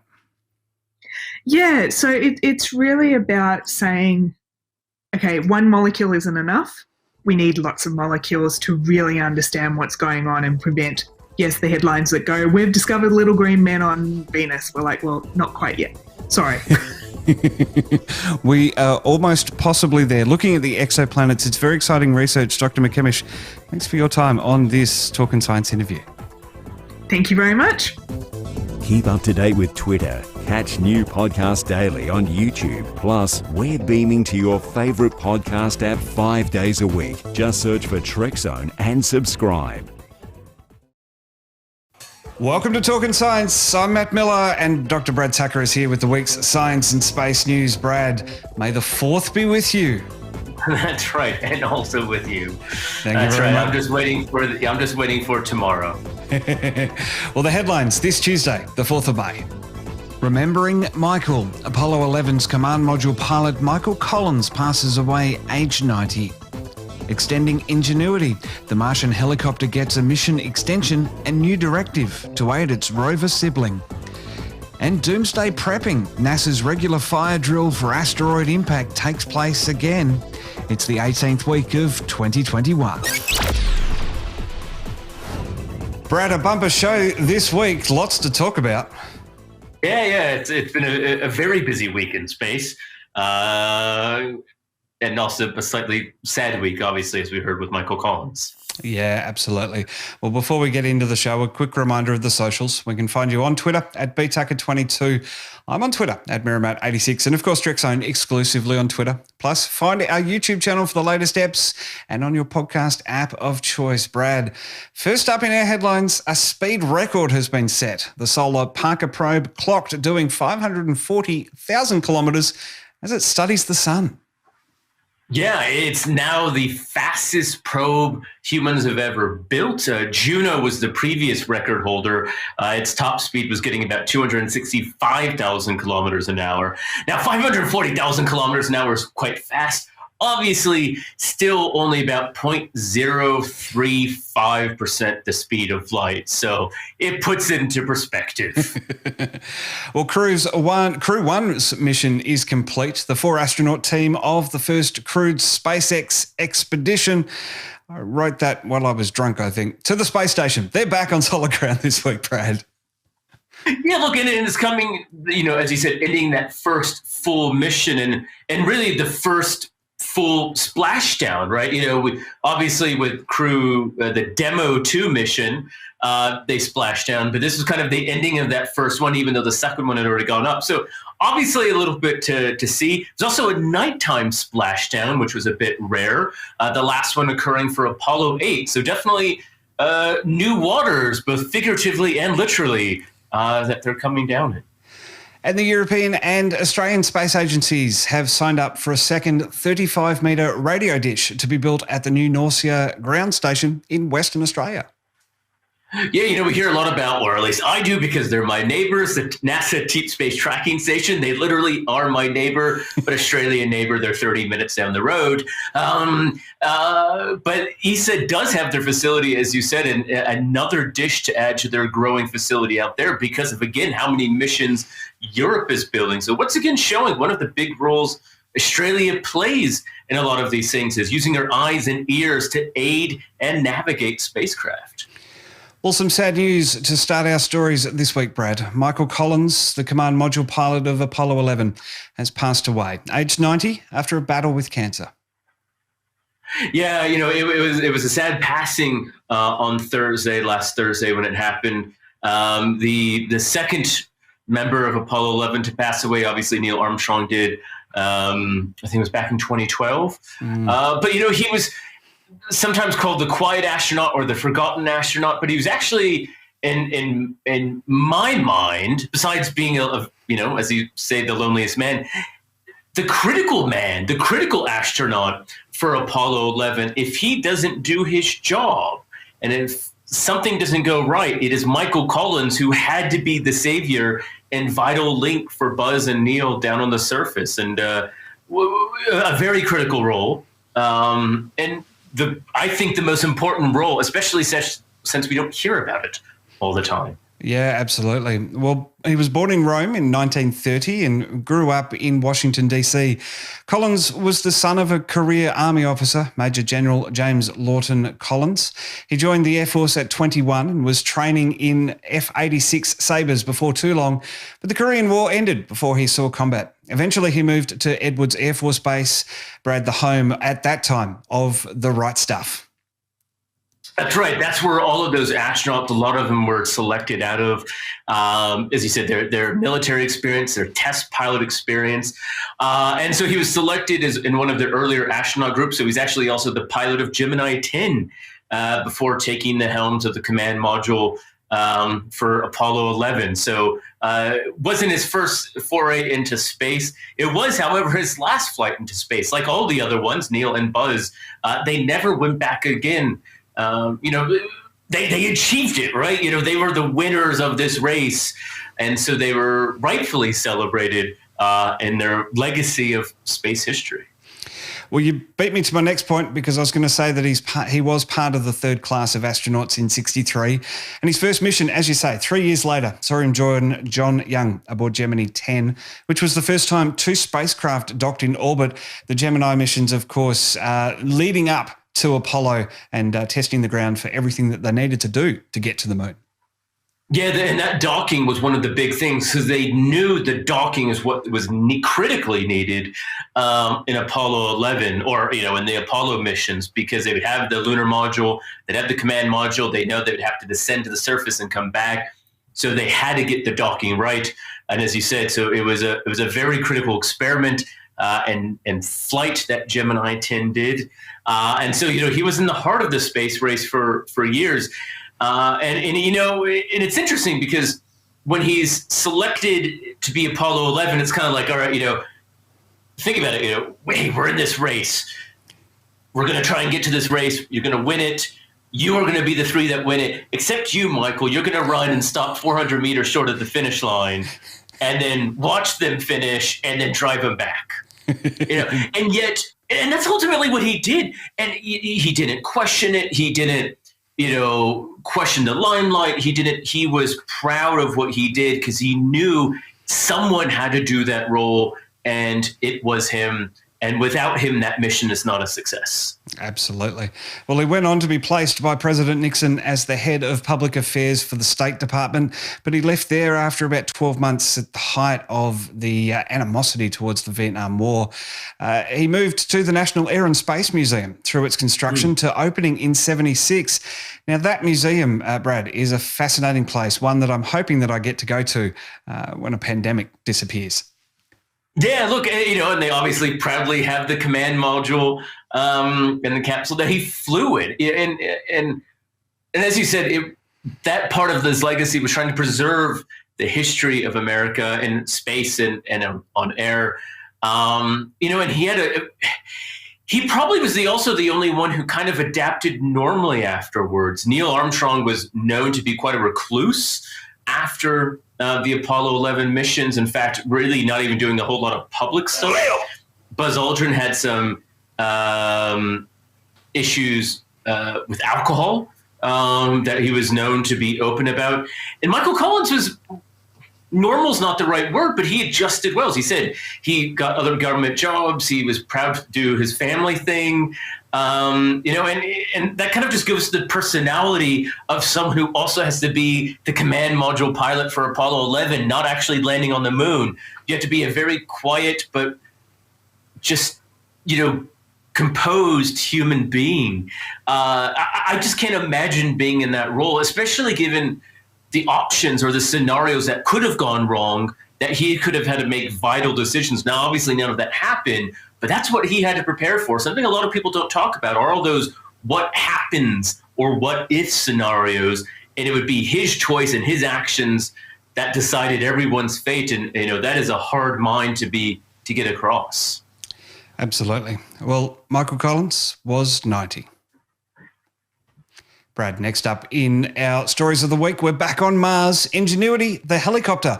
It's certainly capturing our attention. It's been given an extended mission and is going to be helping its rover sibling. Yes, and this is one of the things that we've talked about with what Ingenuity could do, right? And that is being this aid or eye in the sky, so to speak, for Perseverance.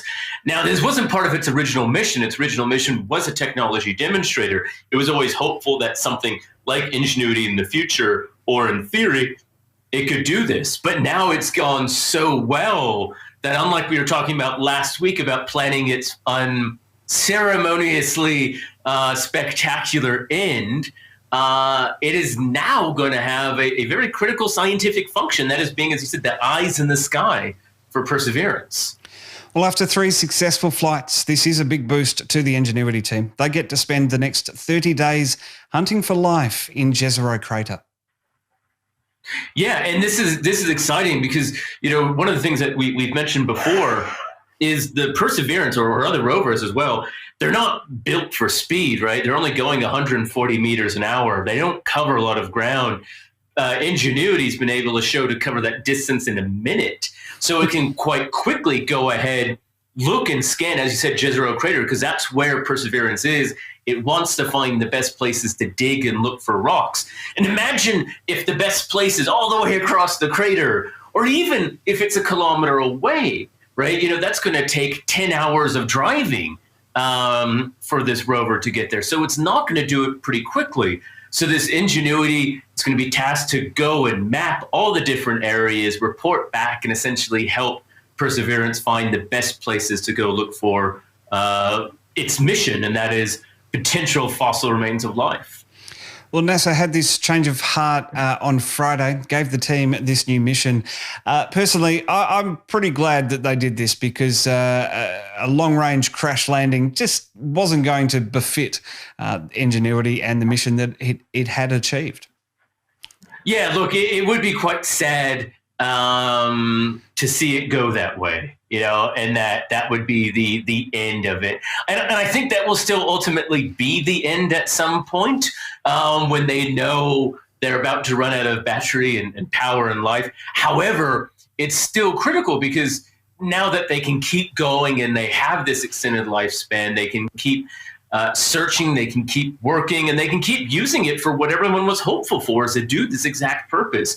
Because also they can show that this sort of technology does exactly what people have been saying it could do, and that is aid in the exploration of the surface. So really boosts the design, the funding, and the building of the next wave of helicopter drones to go to Mars. So really kind of completing a more fuller mission, instead of just technically showing what it can do, also scientifically showing what it can do. The best part I love about this is that obviously it's going to get further downrange and it's going to get higher than a rover can. And it's got cameras on board as well. I think the best thing that's going to come out of this, not just the geological research, but also the images that we're going to see for the first time, different perspectives of Mars.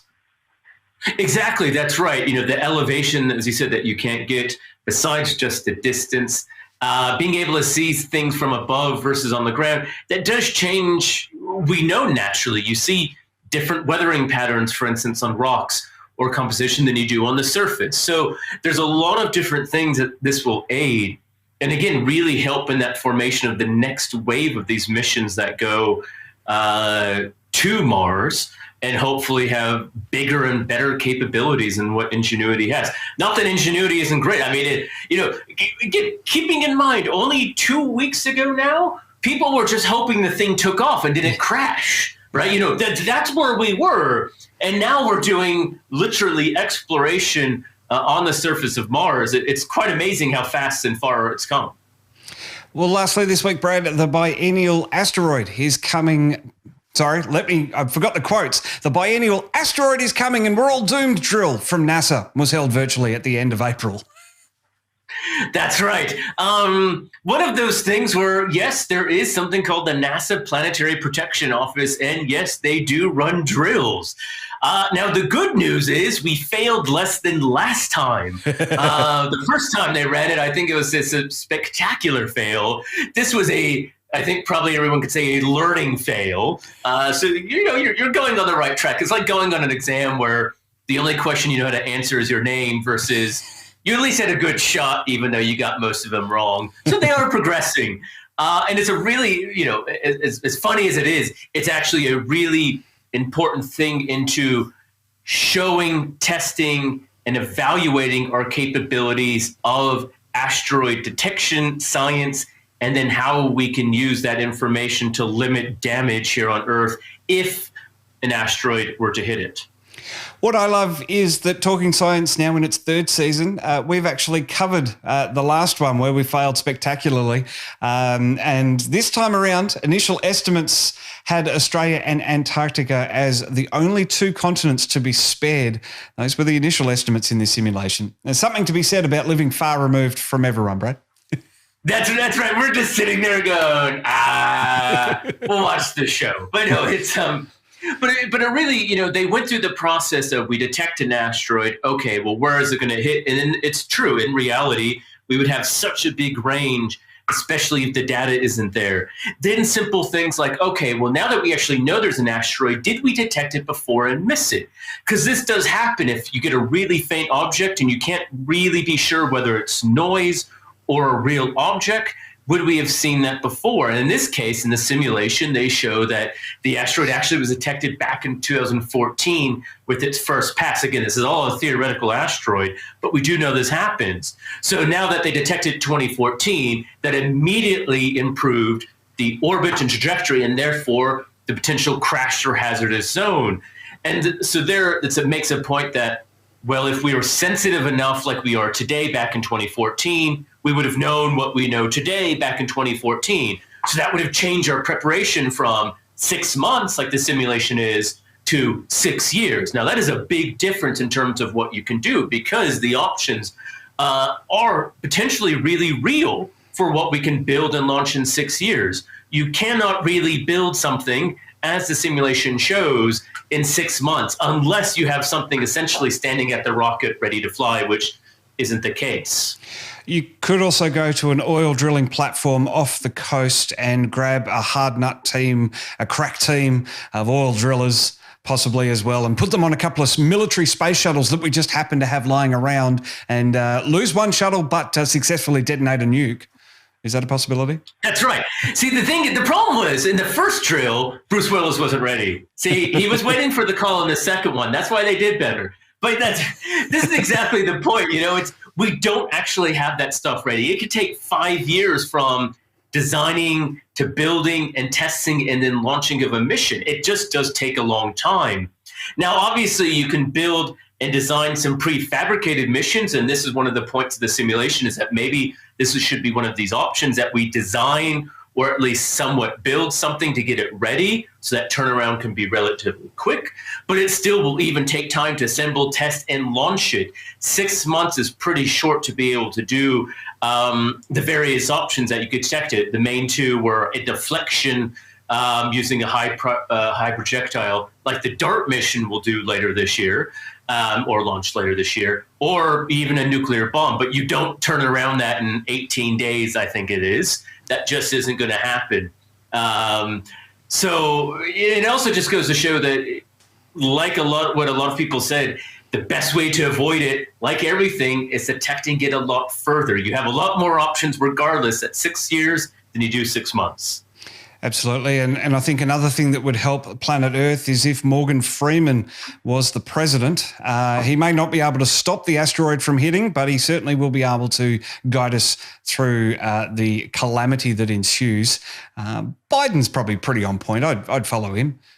That's right. You do it in style. That's right. And it also this drill did actually work and test, government resources, right? Because that's the point, is once you know where it's going to hit, how do you prepare an entire continent, which it then started to become after they found it in 2014. Then I think it was narrowed down to between Czechoslovakia or the Czech Republic and outer Austria, I think was the range. They started to narrow it down, but that's a pretty big range of people. And even though it's going to hit in one smallish relative area, and again, their understanding of the asteroid went from, I think, 10 meters to 800 meters, which is a big difference, down to about 180 meters.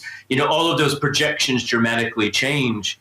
And so how do emergency services respond to something like that when you have a whole huge area? How do you deal with the preparation and evacuations and potential civil unrest, as you say, that you would want in a leader or government organization? Absolutely. Now, throughout this story of the week, Brad, I have been a little bit silly in my questions. It is obviously a very serious thing, as you've been trying to centre us down the line. It is a fascinating look at how exactly we would prepare for such an eventuality.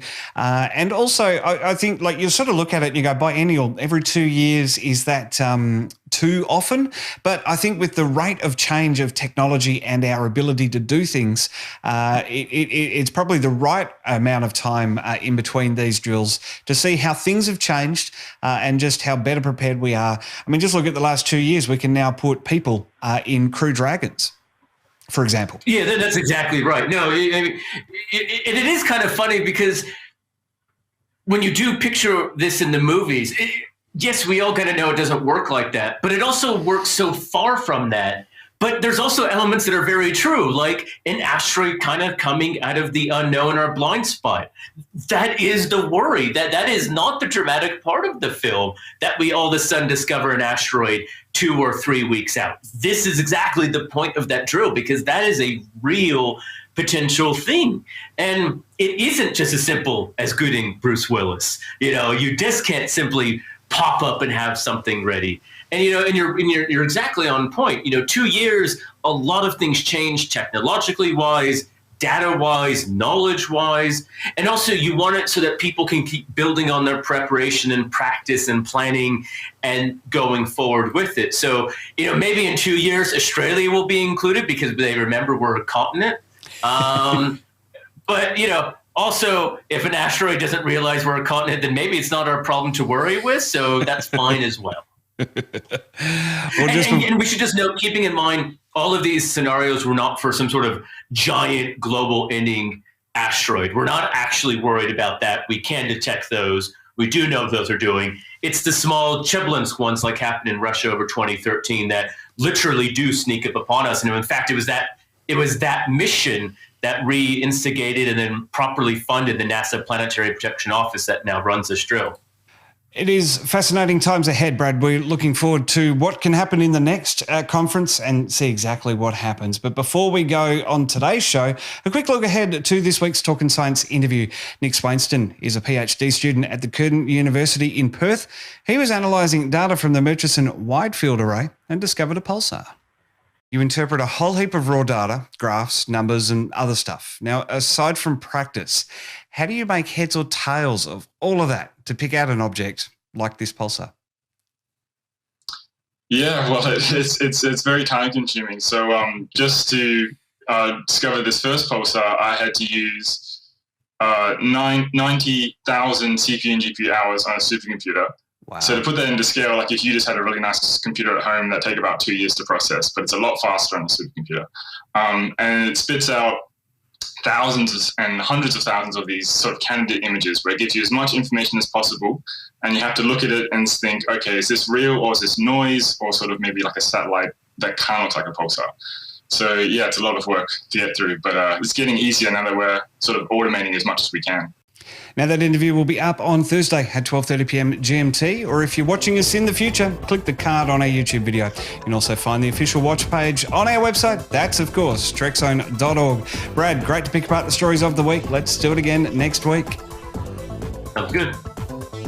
Keep up to date with Twitter. Catch new podcasts daily on YouTube. Plus, we're beaming to your favourite podcast app 5 days a week. Just search for Trekzone and subscribe. Welcome to Talkin' Science. Today we're diving into the recent discovery of a pulsar by the Murchison Wide Field Array in Western Australia. Nick Swainston made the discovery while processing the data it had collected. We'll talk about that on today's show. On Apple Podcasts, Spotify, Google Podcasts, and YouTube for over 550 episodes. This is Talkin' Science. And Nick, thanks for a little bit of your time on today's show. Oh, you're very welcome. I'm happy to be here. First up, let's start with the basics. What is a pulsar?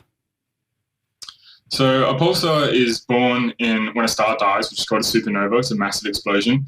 And we're left behind what's called a neutron star or a pulsar. So that's extremely dense. So in 20 kilometers, it weighs as much as about 1.5 times the mass of the sun. So to put that in perspective, if you had a teaspoon, that would weigh 10 million tons. So it's this really dense, it's really strong magnetic field. It's this crazy thing that we can't really recreate on Earth. So there's these really interesting things that we can study with radio telescopes. So I find them really interesting.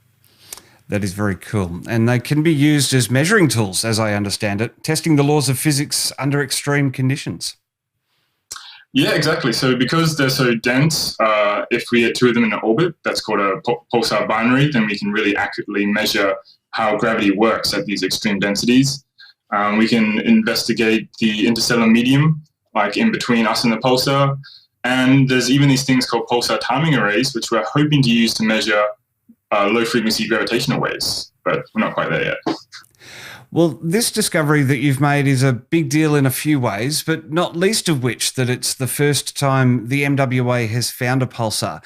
Now, this hopefully is a sign of things to come with its successor, the Square Kilometer Array, recently passing milestones to get constructing. Do these big telescope arrays make pulsar hunting easier? Yes, normally. So with the MWA, so like you mentioned in your intro, we've only done 1% of the data, so hopefully we'll find a lot more in the near future. And then the SKA is going to be a huge undertaking. It's a multi-billion-dollar project, and we're hoping once it's complete and we finished our survey, we can triple the number of pulsars that we've already detected. So it should be great. Well, yeah, you say that 1% of data collected for the Pulsar survey. I guess this bodes well for many more discoveries when the operation kicks into main gear with the Square Kilometer Array and all those other big telescopes and focusing in on that data to find more of these pulsars. What does that mean, finding more pulsars? What can that mean for us in terms of studying them? So every single pulsar we discover is always a little bit different. It's always unique in its own ways. It's different mass, different magnetic fields, and sort of emits a bit differently. So the pulsar I found is perhaps in the pulsar world a bit normal. It rotates about once every second. But it's not just individual pulsars anymore. We need thousands of them to start studying them in larger scales, to start working out models of how they work, and we need lots and lots of pulsars for that. So the more we get, the closer we are to understanding them, hopefully. Now, one of the biggest things that fascinates me when I read about these discoveries is just how they're done. You interpret a whole heap of raw data, graphs, numbers, and other stuff. Now, aside from practice, how do you make heads or tails of all of that to pick out an object like this pulsar? Yeah, well, it's very time consuming. So just to discover this first pulsar, I had to use 90,000 CPU and GPU hours on a supercomputer. Wow. So to put that into scale, like if you just had a really nice computer at home, that take about 2 years to process, but it's a lot faster on a supercomputer. And it spits out thousands and hundreds of thousands of these sort of candidate images where it gives you as much information as possible. And you have to look at it and think, okay, is this real or is this noise or sort of maybe like a satellite that kind of looks like a pulsar?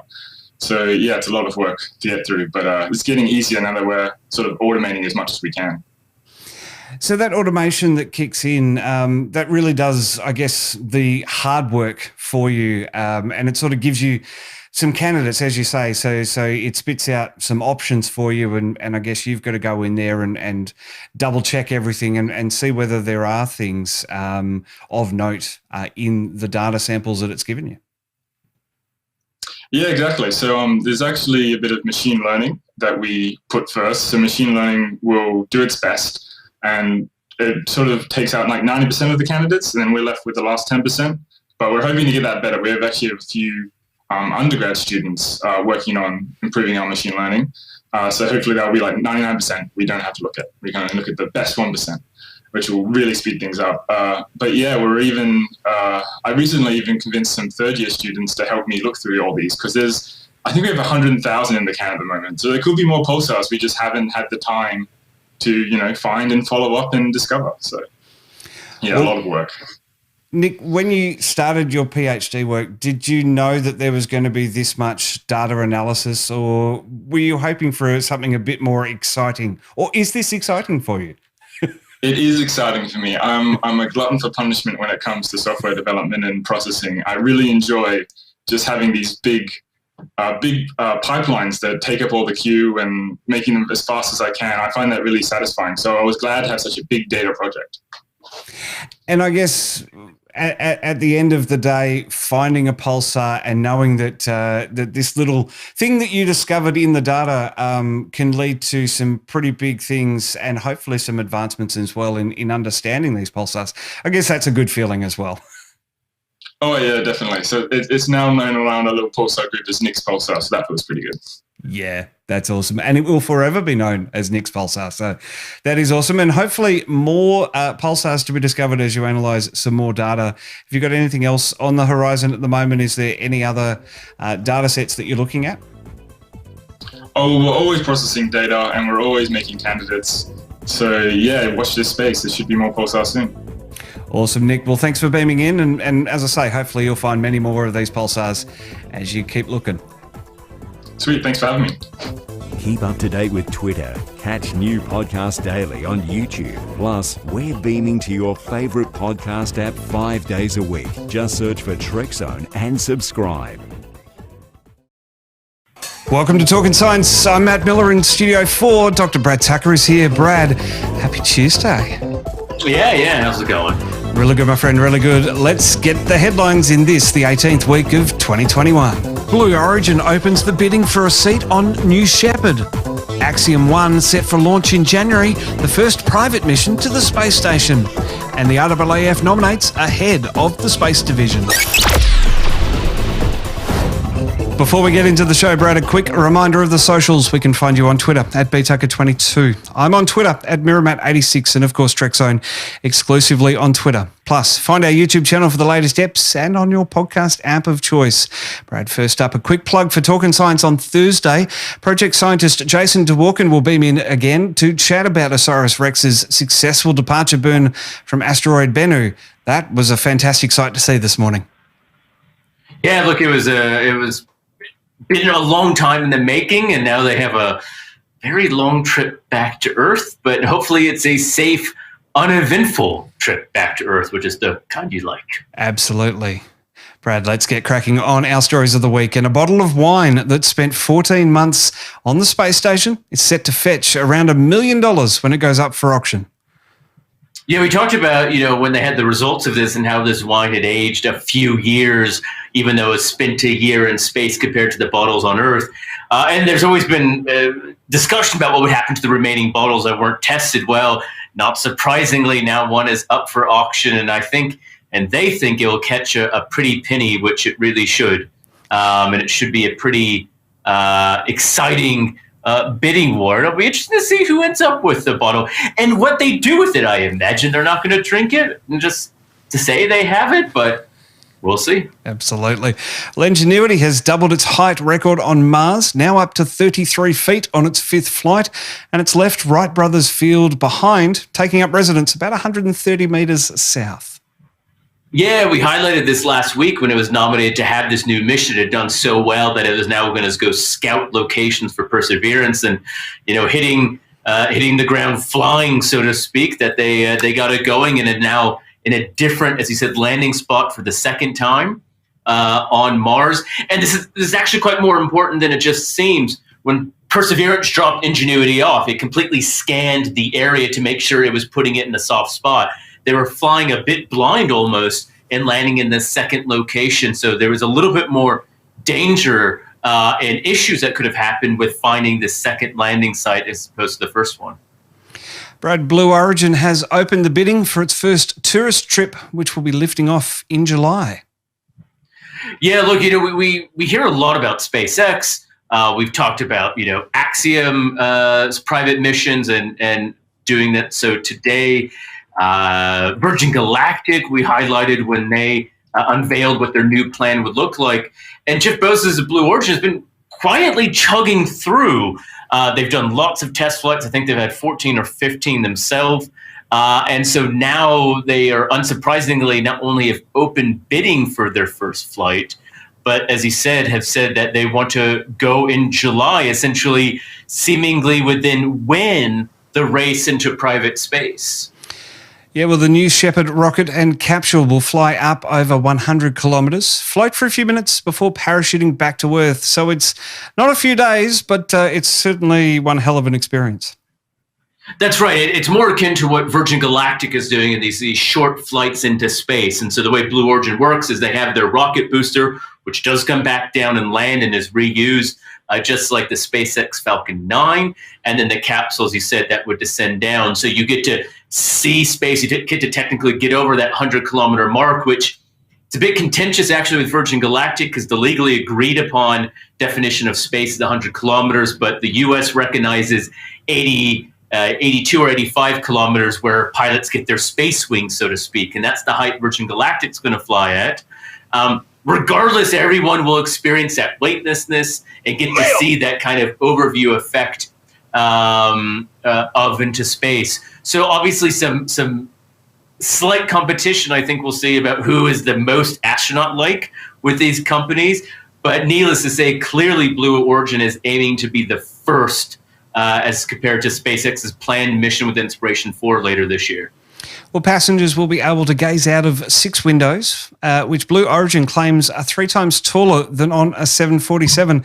I imagine the views, even at 100 kilometres, if it isn't technically space, they're still going to be pretty spectacular. Oh, look, they will be. They will get that, that boundary of saying we are into space. And it will also, I think, be interesting to see how much does Blue Origin charge? How much do these first seats go? We know Virgin Galactic is charging $250,000 US. Blue Origin hinted a few years ago they would charge around $200,000, again, trying to be slightly cheaper than Virgin Galactic. But they're opening this first one to a bidding, so it'll really be who wants to pay for that first seat to be in that first one to go in and say that they're part of that first batch ever to go into space. I imagine it will fetch well into the millions. Well, celebrities and the uber-rich appear to be the core market for these types of flights, Brad, at least initially. As you say, with ticket prices expected to be around $200,000. That was the, as you say, the hint a couple of years ago.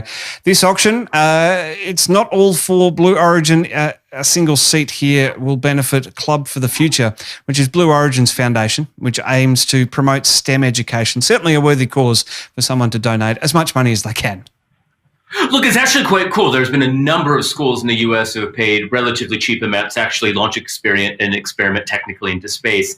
And it's been a really cool thing that, I mean, I know there was, in some school districts, it's actually the same cost as running a sports program is now the same cost as launching an experiment into space. And that's remarkable, right? It's incredible. And so there's a really cool benefit that you get to do, as you said, with this, in addition to being first. So clearly trying to find that fine line, like Inspiration 4 with SpaceX, about trying to bring up the whole broader community into space, as well as not just reserving it for those who are really well off and can afford to fly. Well, Blue Origin really has fallen away in the race to secure lucrative government deals, and they are protesting SpaceX's Starship contract for Artemis. So they seem to have turned their attention to space tourism. Yeah, that's exactly right. They were in that race for Artemis. They had unveiling their Blue Moon lander, as we highlighted, I think, a year and a half ago now, and obviously didn't win it, as you said, and are protesting it. And I think they see that this is a different yet more lucrative market. SpaceX, while going into the private space race, is different and will be more expensive. They see the delays in Virgin Galactic and clearly see this niche that is really growing. And that's always been one of the motives behind Blue Origin, is this private access for space. So it'll be interesting to see how it develops and how it evolves into what they believe is their next generation after this rocket, and that is rockets to the moon. Well, Axiom Space and NASA have agreed on the particulars for the first private mission to the space station. But it's going to happen no earlier than January next year. This is pretty exciting. Yeah, we were highlighting when this was originally talked about between SpaceX agreeing that they would take Axiom Space up, and now essentially it's a final deal. All parts of the mission are designed. The crew's been determined, the ride's been determined, and then the access to the space station, which is really that final key part, has been secured. So they'll be accessing NASA's shares and resources and equipment while paying for it. NASA gets extra money, and now private citizens, though a lot of them have some sort of space experience, will be this first private professional crew to the space station. Again, not really necessarily tourists, but astronaut experience or scientific-driven experience going to the space station. Well, there's a bit of a quid pro quo here with Axiom's mission, labelled AX-1. As you say, they're going to be buying some supplies from NASA to keep the astronauts fed, clean and rested. And NASA is buying cargo space on the return journey. They're going to be stuffing the SpaceX with experiments needing to stay cold. They're going to be coming home on the return journey. That's exciting. That's right. So, and I think this has always been now this opening up and design of the space station. Once it was open up to these private contracts, and then that decision to open up to private companies and people to go to the space station, realize they can diversify, they can find different funding streams, and also they can turn around scientific experiments quicker, because this has been one of the other things.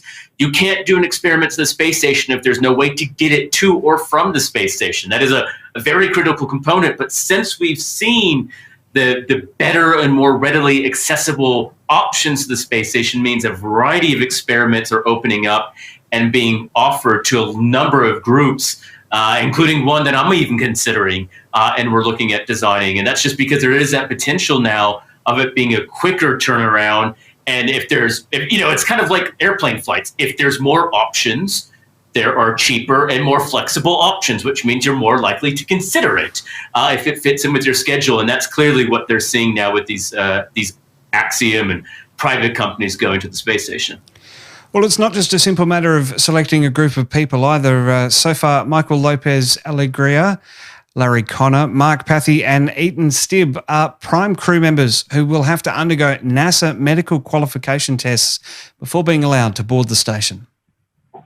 Yeah, this is one of the interesting things about, say, going to the space station, which is very different than private trip into space on just a completely commercial system is you'll have to meet all of those requirements for NASA, which obviously are very strict and well studied and well regarded. When you don't, and you don't have to follow the NASA rules, there's going to be a bit more, lenience, but also unclarity or lack of clarity in what is required and how are they screened and prepared. And these are one of the issues that we are now facing with this idea of private people into space. Our data is actually really lacking on the variety of people who go into space genetically, health-wise, those sorts of things.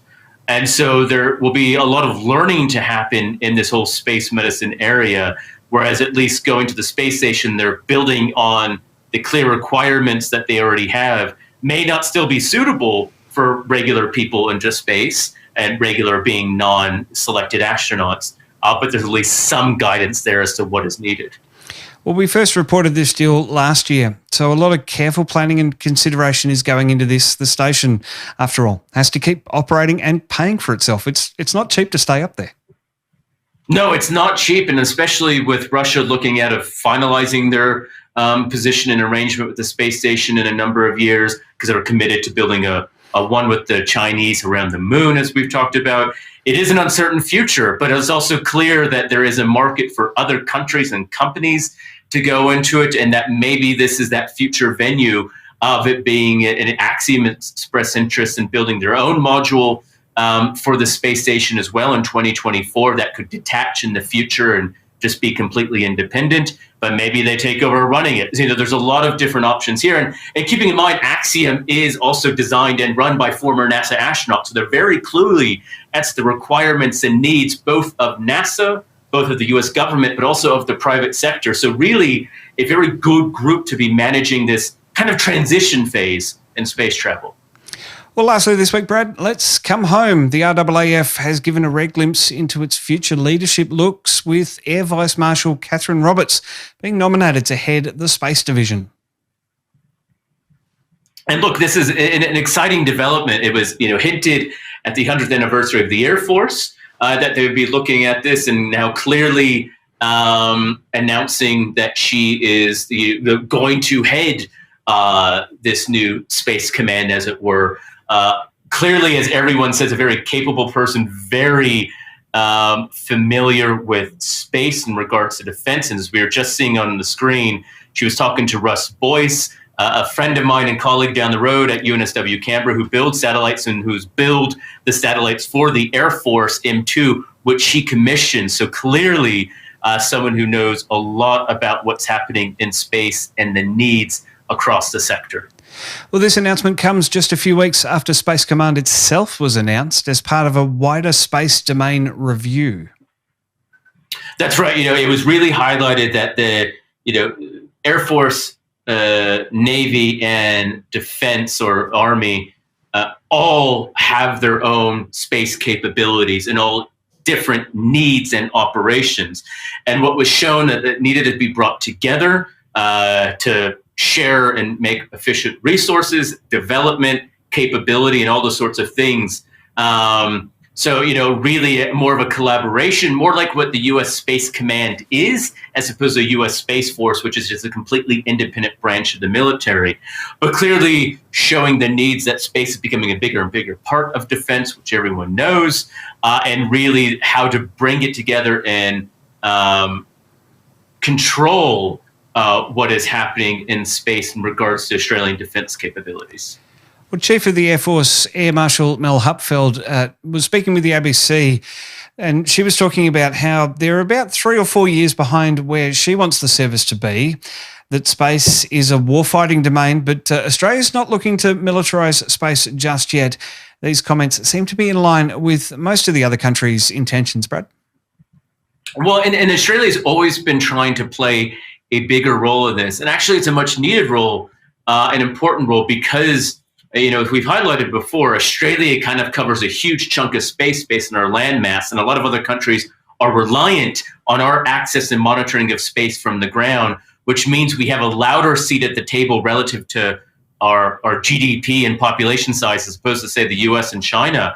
And in fact, some people need us more than we need them in a lot of ways. And because of this, Australia has very clearly trying to use that voice in that, yes, space is becoming more militarized, but it's not more offensive in the sense that it is more in the, space is a critical part of our infrastructure. And just as you need to protect your land masses or ports or wherever the case may be, it's no different than in space, but very clearly wants to navigate the peaceful uses of space and the demilitarization actually of space. And this is a very clear guideline and policy that Australia wants to maintain, but you also have to enforce that as well. So trying to navigate that clear issue and also being that potential sensible partner in between, say, China and US and Russia, who have all their own complementary and also competing views of what space is. And yet all of those countries that I've just mentioned and Europe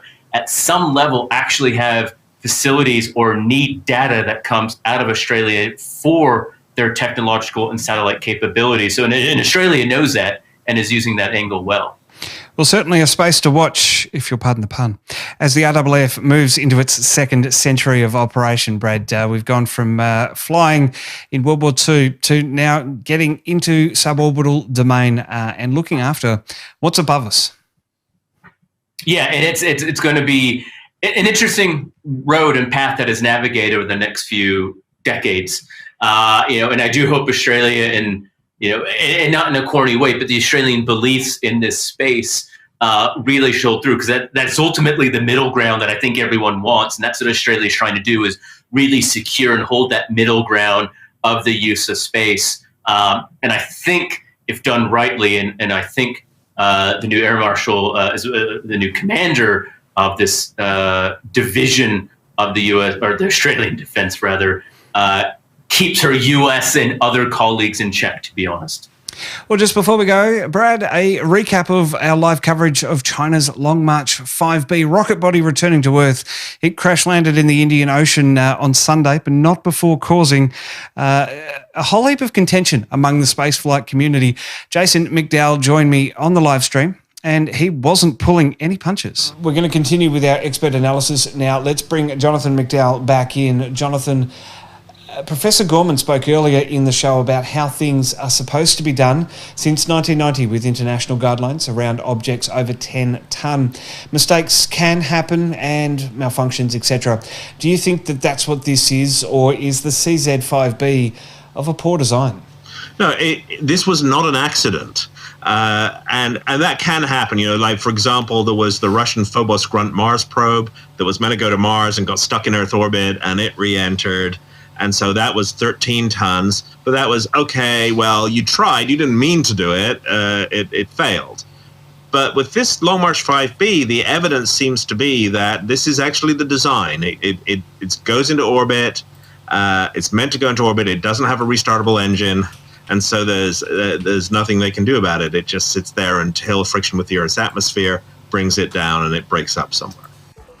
Well, that is out now from our coverage of the Long March 5B booster heading back to Earth and crashing into the Indian Ocean. As I said, you can click the card in the top right of the video here on YouTube, or jump through to trekzone.org for all the latest. And of course, not forgetting that Jason DeWalken is beaming in on Thursday to chat about Osiris-Rex as it comes home to Earth. Brad, great to pick apart the stories of the week with you. Looking forward to doing it again all next week. Thanks. Take care. Keep up to date with Twitter. Catch new podcasts daily on YouTube. Plus, we're beaming to your favorite podcast app 5 days a week. Just search for Trekzone and subscribe. Welcome to Talking Science, where we dive into the latest science and space news today. The project scientist on NASA's Osiris-Rex mission is back. Jason DeWalken, thanks for your time. Thanks for having me. Jason, a huge milestone achieved this week with the successful full throttle burn of the main engine to bring the spacecraft home. Yes. So it was yet another perfect maneuver by the Osiris-Rex spacecraft and the Osiris-Rex navigation team. The spacecraft did a main engine burn to depart the region of Bennu, and it's on the way back to Earth. It is very exciting. Now, it's going to take 2.5 years to get here. And what I find incredible is that you already know when and where it will land. Obviously, some pretty serious maths goes into those calculations. Oh, the flight dynamicists are remarkable in what they can do and the information we get back from the Deep Space Network on the Doppler ranging. So they actually take into account all objects in the solar system, even the gravitational effect of Mars and the Moon, Pluto. It's all factored in there. It's really amazing what they can do. In fact, the location of the landing, the biggest unknown is the weather in Utah on the landing day. Well, for something that's 2.5 years downrange, that is absolutely incredible. Now, to be fair, we do course corrections the entire way through. It's not a main engine burn and we're done. Main engine burn sets the spacecraft in the vicinity of Earth, and then we tune that as we go along. That's just a whole lot easier, and we have lots and lots of time and schedule for cleanup burns, just to adjust things just a little bit if necessary. That's how these are all done. All the spacecraft missions you hear about, there's some wiggle room in there to make sure it's perfect. It is incredible to think that everything is factored in ahead of launch and exactly what it's going to be doing, each of those mission parameters, how it's going to get there and how it's going to do that. And then equally as impressive, on the fly calculations can be done, as it were, to course correct and make sure everything's pitch perfect. Just an incredible feat of engineering in all of that. Indeed, although it's not quite on the fly. We have, as you said, 2.5 years. And so we get the data, we spend a few weeks doing calculations, double checking, triple checking, making sure everything is right before we send the command up. That's how you don't make mistakes. So will Osiris-Rex orbit the Sun twice inside of Venus's orbit, then line up with Earth and release the sample capsule for the re-entry to the Utah desert in September 2023? And how much material did she manage to capture?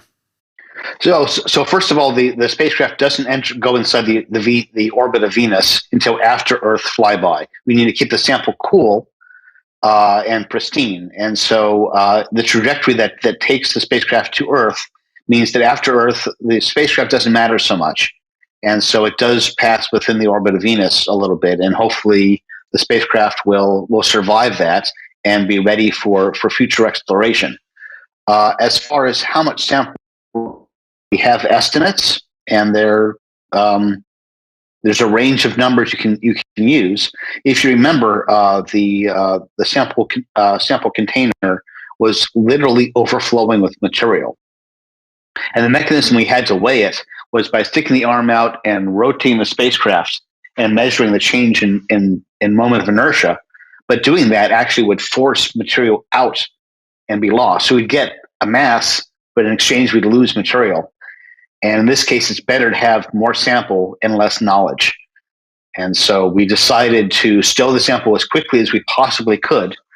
And that was harder than it sounds. We actually had to negotiate with other space missions to get them to give up their Deep Space Network time so that we could communicate with the spacecraft, because the actual loading of the sample into the sample canister, that's ground in the loop. So you take a picture of it, you move it a centimeter, you wait 16 minutes for the data to go to Earth and then back again, and then you move another centimeter. So it was an agonizing procedure.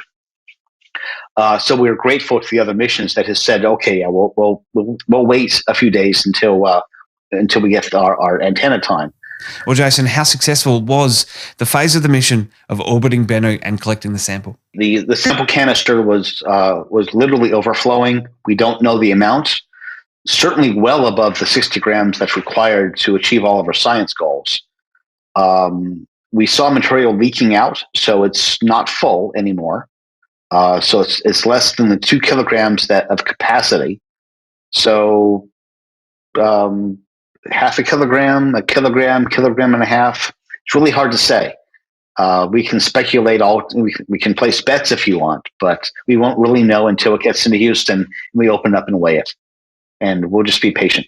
The really fascinating thing I found as I started to pay more attention to Osiris-Rex during the re-entry of Japan's Hayabusa 2 in December was that half a kilo is plenty of material to do the experiments we can think of now and save some for the future as well. Well, yes and no. So we are preserving 75% for the future. So that your viewers or your viewers' children or grandchildren can make life choices to analyze the sample and ask questions of their own. But part of the nature of these sorts of analyses is you can always ask deeper questions that look at more and more subtle compositions, and that takes more sample to analyze. From our observations at Bennu, we see that there are multiple lithologies. And so our calculation of that we need 60 grams to answer our science questions, that was based on one monolithic type of material. We have several that we've identified from orbit. And so that would be 60 grams of each one we'd like. And of course, as I said, if you want to know the chemical composition, that takes some mass. If you want to know the isotopic composition of those chemicals, that takes more mass. If you want to know the isotopic composition of those chemicals precursors, that takes even more. So it depends on how far down you want to drill. So it is true you can do amazing work on just one particle as far as the mineralogy and counting atoms and things of that sort. When it comes down to some of the more complicated compounds, like the compounds of life, our techniques aren't as sensitive. Well, we saw with Japan's Hayabusa 2 that it now has an extended mission to continue researching. Is Osiris-Rex in a similar position once it drops off the sample to Earth? Osiris-Rex left Bennu in very good condition. We were actually concerned that the radiators could have been covered in dust, star trackers obscured, the solar panels covered in dust and not able to function properly. They're all in great shape, which is actually why we did the final flyover of the sampling site, take another look at it.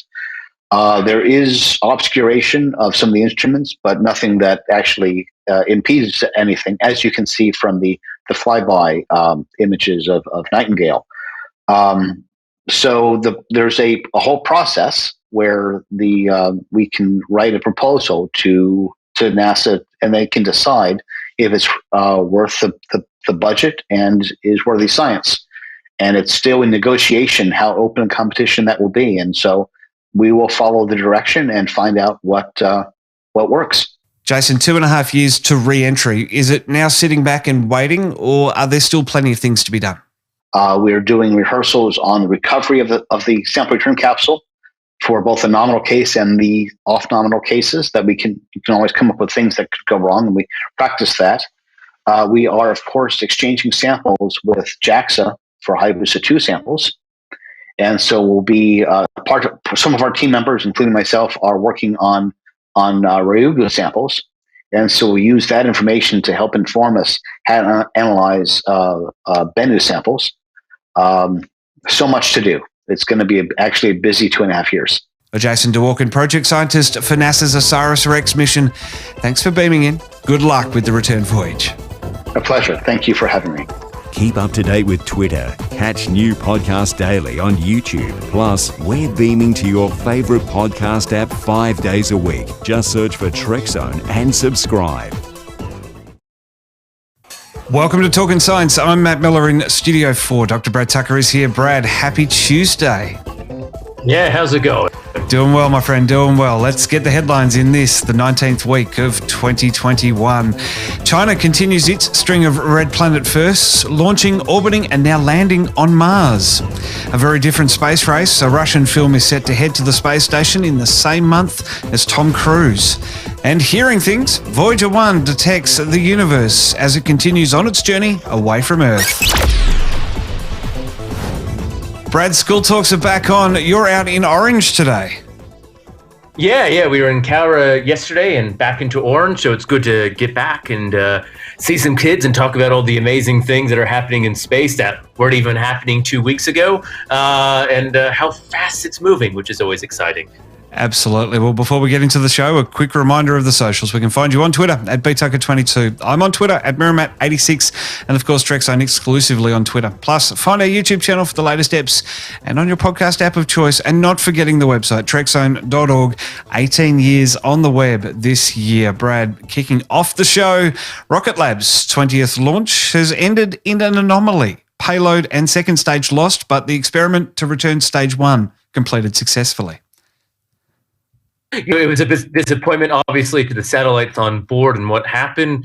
But like lots of these groups and rocket labs in particular, they get up, they learn, they adapt, and then they go again. And as you said, there was also that plus of recovering the booster, which has been one of their big goals that they've done now a couple times, and trying more innovative techniques to recover it. So it's a win, but obviously you hate to see the second stage and the satellites that were on board not make it. A planet hot enough to vaporize metal has been confirmed by USQ researchers, Brad.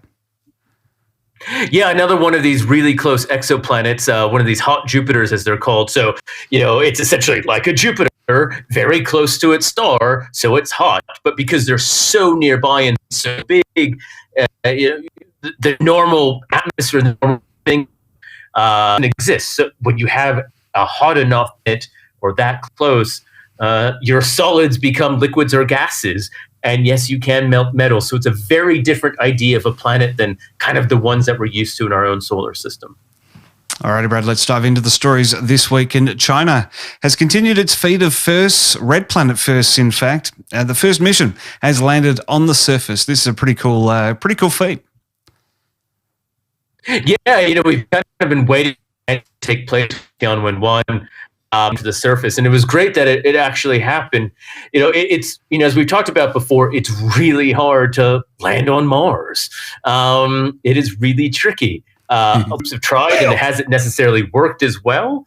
And the fact that they got it essentially on their first go or in their first try is really impressive in terms of a feat, and more than just that they did it, that it's so far apparently is working as according to plan, and they didn't have to do any last-minute adjusts or changes. So it's a really big step, and well done to all the scientists and engineers on the mission. Well, it seems like they learnt from other countries who've tried to land using a combination of a protective capsule, a parachute, and even a rocket platform to make the soft landing on the red planet's surface. Yeah, and this is something that NASA, as you said, has done before, and other groups. The tricks when the Russians were really on Mars back in the 60s and 70s, they were the first to try it. Mars was first landed on by the Russians. And they had a lot of different methods they had to try in technology. And it's not that simple. And even if you kind of know the recipe, right? It's kind of like baking. Even if you know the recipe, it doesn't mean it's going to turn out well or tasty or work. And even if you know what you think is going to work, that doesn't mean it actually is going to work. But as you said, they tried a relatively tested method, and they nailed it. Well, the Tianwen orbiter arrived at Mars in February and has spent some time since then surveying Utopia Planitia, the spot where Zhurong, the lander, and the rover eventually landed. Yeah, and this, of images in detail from space to pinpoint in detail, as you said, where they're going to land. And look, that was an interesting move and a smart move. It takes a while to figure out where you're going to land, because even being different off by 500 meters, you could be landing in a crater, or you could be landing in a mountain, or down a valley. If you think about on Earth, if you're off of a runway of an airplane by 100 meters, that could be disastrous. It's no different than on Mars. So it takes a long time to do it, and their landing site that they got was very near where their intended site was. So again, a great milestone or achievement for the team. And it's also the spot where Viking 1 landed in 76. But like we've discussed before, there's still so much to learn, even by visiting very similar places. And this, an exciting thing is that you can kind of now look to what we saw with Viking, potentially comparing it to today. Are there any minute changes? They're probably minor. But really, there's such exploration due, and it is in a very different spot than Perseverance, and it will do slightly different related science. And so now I think the biggest question is, how long can they get out of their rover? They're intending it for 90 sols, 90 Martian days, like most of the NASA designs have done before. But as we've also seen with, say, Spirit and Opportunity and Curiosity, even though they were only designed for a few months, they went for years. So here's hoping that not only do they get their 90 days, but also their multiple years out of it. Well, Brad, next up, Russia is set to reignite the space race with America, but in a very different theatre. That's a pun. Movie theatre. Yeah, look, this is, you can't off up. This is hilarious. It's one of these things of how quickly space is headed. You know, we talked about when Tom Cruise announced that he'd signed a contract to go or signed an agreement, film the first movie in space. And SpaceX was happy to give him a ride. NASA was happy with it. And then, of course, you know, the Russians turn around and say, well, capsule, we can send people into space. Why don't we film a movie in space? And we could do it before Tom Cruise, and we can make it focused on the Russian Space Agency and history and how much cool things Russia's doing in space. And it's just a very different space race, but one that is all too real. Well, Yulia Pereslid and director Klim Shipenko from Russia will travel in October to film the movie called Challenge, as you say, about the history of Roscosmos, which is being produced by the Russian Space Agency and local TV network Channel 1 in Russia. And what's really cool with this is you actually talked to Mark on his space station earlier flight. In fact, they did some rearranging because in order to accommodate them on the Soyuz, they had to bump one of the seats. And of course, they're not going to bump the Russians, so they bumped the Americans off of it. There's been a immense shuffling of seats in order to accommodate this. And this is the reality of what you can do now in space. We've talked about private people and things happening in space, and now it is most definitely in the here and now with this mission. In a very different way. You know, we talk about the costs are becoming cheaper, so it is now cheaper to go into space to make the movie about going to space to fake it. Well, Tom Cruise's mission is slated for the same month, so a possibility exists, especially with SpaceX backing him, that they could launch at the same time, and that'd be a very interesting conundrum that I don't think anyone could have seen coming in the 20-year history of the space station. No, and look, and it's also clear now if Tom Cruise will go into that October launch or to a later launch in years, the Russians may end up beating him, beating the Americans, the first movie in space. But yeah, the fact that there is this potential that two different movie crews could be two different movies in space. Could you have predicted this in the 60s with the race to the moon? Like, you can't make this stuff up. And this is kind of, I think it just highlights how fast the world is changing. If we talked about 5 years ago this race into space for movies, okay, maybe, but you know, who knows if it's going to happen and when. The fact that you could have two filming and overlapping schedules around the same time, mind-boggling. Absolutely. Well, lastly this week, Brad, Voyager 1 out in the cold, dark depths of interstellar space has detected thermally excited plasma oscillations that we can hear. This is always a really cool discovery. You know, Voyager has been doing a lot, as we've talked about. The fact that it is hearing this background hum or the background noise of the emptiness of space is cool. You know, this idea that even seemingly interstellar space, where there isn't a lot, there is what we call the interstellar medium, this background plasma. The fact that we can detect not necessarily its effects, but its frequencies and what the physics of it is happening. It's just one of those, you know, it just highlights one of those discoveries. You just never thought that Voyager would not only last that long, but also do this. And in a really amazing feat, from Voyager to be able to detect it, this very faint light, and survive long enough to do it. Well, this could lead to a better understanding of the heliopause that surrounds our solar system, specifically how the interstellar environment shapes it. Yeah, you know, because this is the big thing when we talk about interstellar or Voyager leaving the space. Well, it's actually left the heliopause, rotationally solar system, attached in some ways, but it has left the heat bubble and the plasma bubble essentially from our sun. And we do know there is an interstellar medium. There's a lot of people that work on this. There isn't just nothing in space. There is stuff.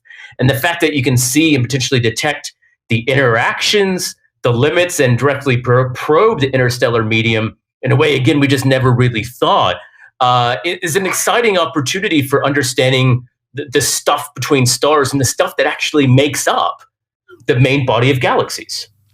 Well, an incredible fact I read while researching this one, Brad, is that Voyager 1 is 14 billion miles from Earth and its transmit strength is only 160 bits per second, which is 0.16 kilobytes. Now, bear with me here, stretch the imagination with me. If I were to transfer this video file from our recording today, which is around 7 gigabytes, it'd take me just over 11 years to transfer the file. But let's put it back into perspective and say that Voyager 1 is over 50 years old, so it's still incredible that we can hear from it 14 billion miles away.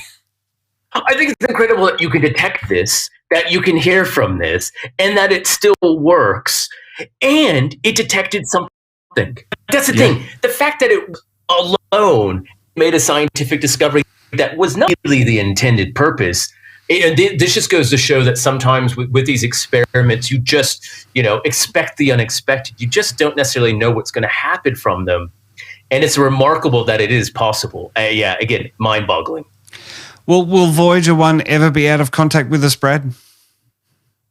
Well, at some point, it's going to run out of batteries at some point. And I guess at some point, it will go away, that 70-meter dish at Tidbinbilla and at Goldstone, the NASA tracking station can't pick that up.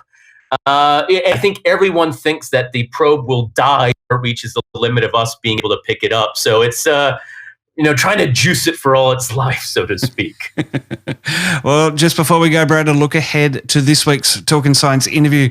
Jonathan McDowell will be back to chat about Rocket Lab's failure over the weekend. Jonathan, a reminder that launching into space is hard, with Rocket Lab's 20th launch a failure. Yeah, so this is the third failure in 20 launches that Rocket Lab have had, which is, it's a little higher than you'd like, but I have confidence that Rocket Lab is going to fix this problem quickly. That interview will be out on Thursday at 12:30 p.m. GMT. Or if you're watching us in the future, click the card in the top right of the video. Or indeed, follow the links to our website at trekzone.org. Brad, great to pick apart the stories of the week with you. Get back to those kids. They're looking forward to another classroom talk. We're going to catch you again next week. Yeah, look, the fact that I'm talking about Tom Cruise in space, I who never would have thought about that. We'll see what next week holds. Keep up to date with Twitter. Catch new podcasts daily on YouTube. Plus, we're beaming to your favorite podcast app 5 days a week. Just search for Trekzone and subscribe. Welcome to Talking Science, where we dive into the latest news from science and space. Jonathan McDowell, space launch and activities commentator, is with us again to discuss Rocket Lab's recent failure. Jonathan, thanks for your time. Jonathan, a reminder that launching into space is hard, with Rocket Lab's 20th launch a failure. Yeah, so this is the third failure in 20 launches that Rocket Lab have had, which is, it's a little higher than you'd like, but I have confidence that Rocket Lab is going to fix this problem quickly. You got the first launch was a failure. You give that as a freebie, right? Because it's your first try. The other launch failure that they had a little while ago, I think, was launch 13. They fixed that very quickly and got back to flight. And this one, we don't know the root cause yet, so we'll have to see. But I'm guessing, again, it will be a quick fix. So at this stage, right, that they have, having had 17 successful launches, that there's nothing fundamentally wrong with the design of the rocket, right? So this is going to be some nasty that has probably been there all along, and just finally bit them. It's a slow process of debugging a new rocket design. Well, they're continuing to report an anomaly during the second stage. That's something you're not a fan of calling. Well, there was an anomaly, but I mean, to me, an anomaly is like, there's something not quite right here. It's a number I wasn't expecting, and this is not against Rocket Lab. This is against the whole industry, right? Is that back in the day, people weren't afraid to say the word failure. And now with all the commercial stuff and so on, there's a lot of pressure on the engineers to not use words like failure and use sort of, softer words like anomaly or technical words that maybe the public don't immediately hear as failure.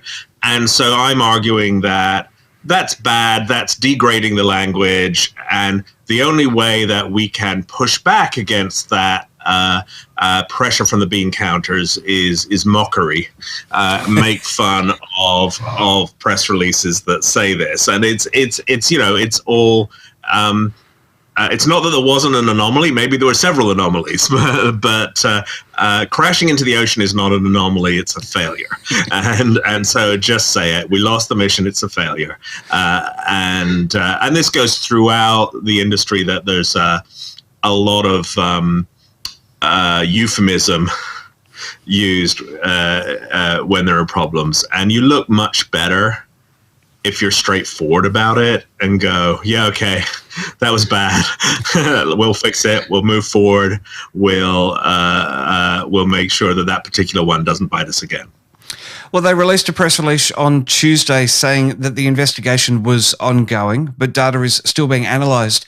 Why do you think transparency is key during this investigation, and indeed even investigations nowadays?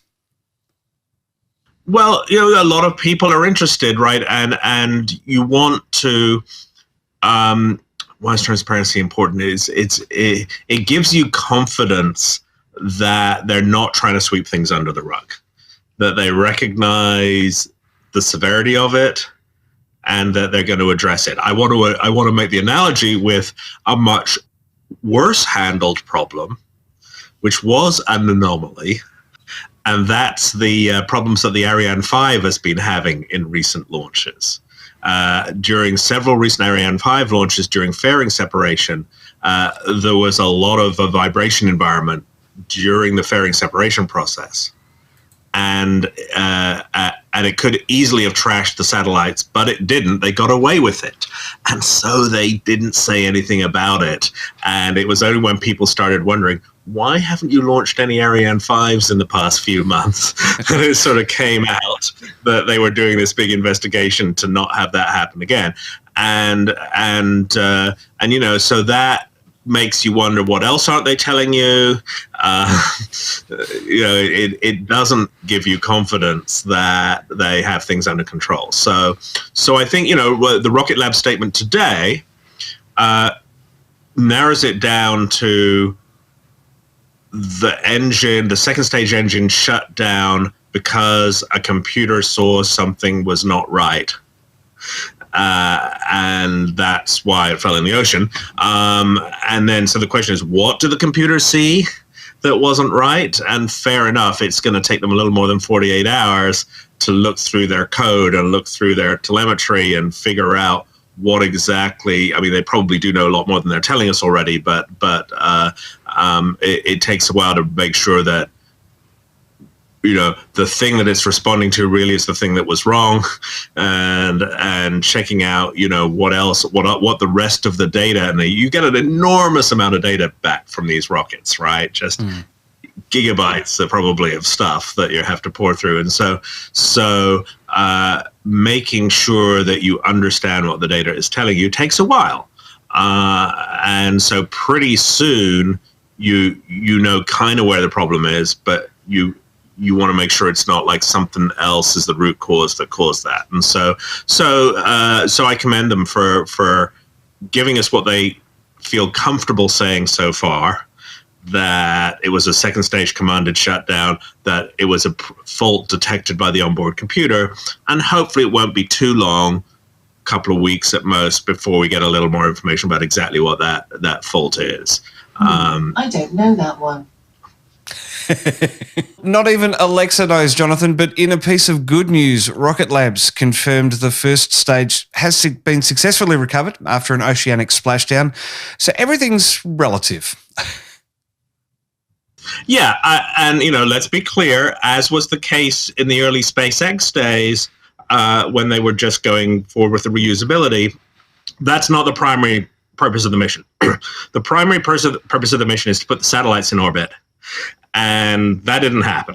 It's great that they made progress in the reusability of the first stage, but it's baby steps. But I'm very happy for them that worked. It doesn't. That's not really much of a consolation to Black Sky, whose 2 satellites were on board.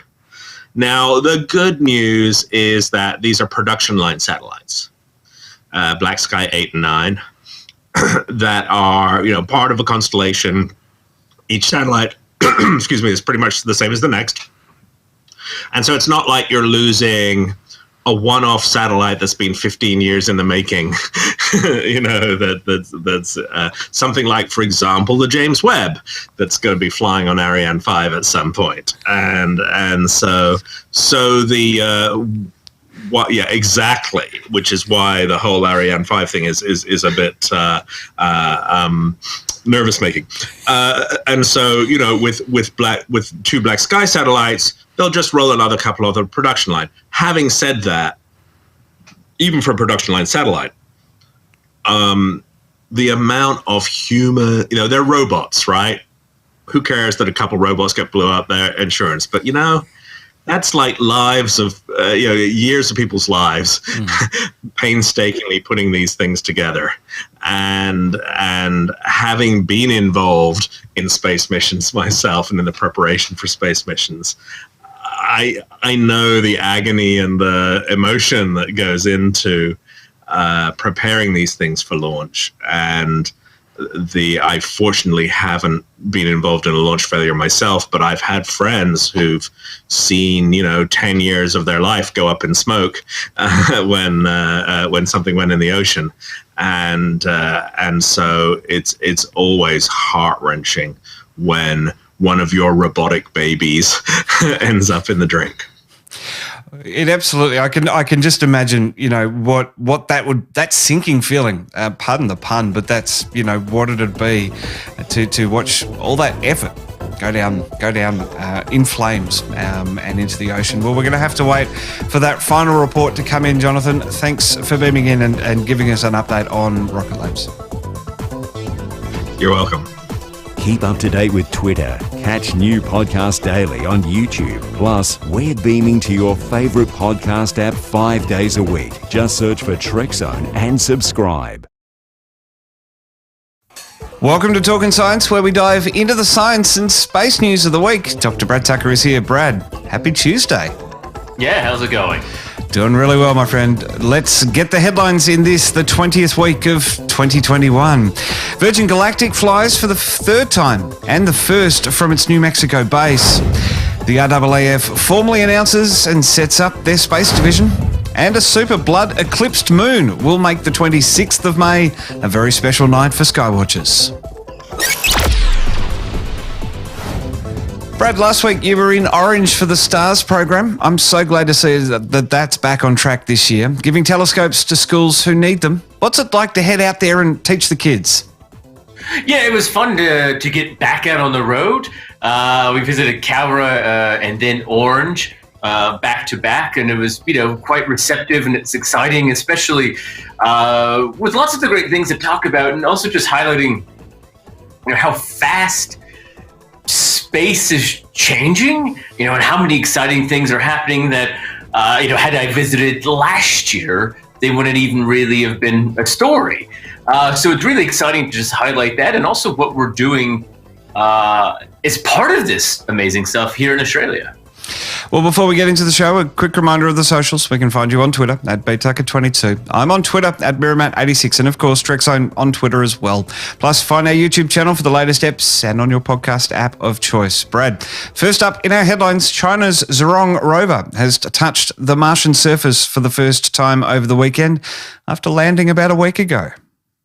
Yeah, it had that successful landing, and then they were able to roll off the platform, as we're kind of seeing here, and then the shots back and have that touchdown, so to speak, and getting into the imaging and the science. So obviously they have an exciting task ahead of it, and it's good to have these milestones. You don't just kind of roll the car off the block, so to speak, and start doing donuts on the Martian surface. It takes a bit of time, and it's good to see that it is working for them.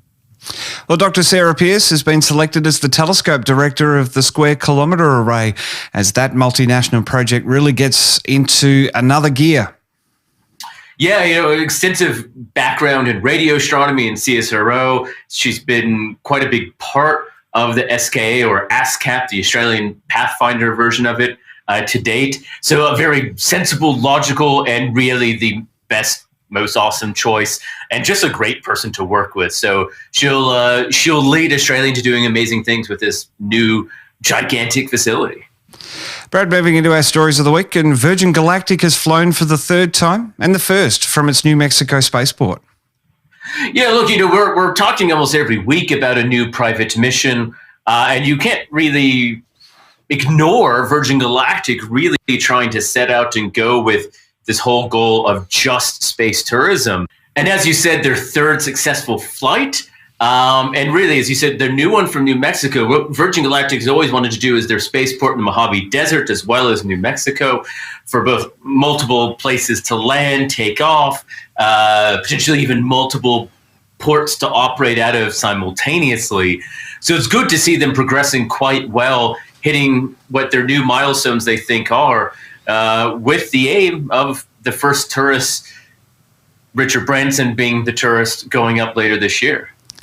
Well, it hasn't been without delays. December 2020 saw electromagnetic interference glitching the computer, which prevented the rocket from firing, and the pilots were forced to make an immediate landing. But they finally got there this weekend for that third flight.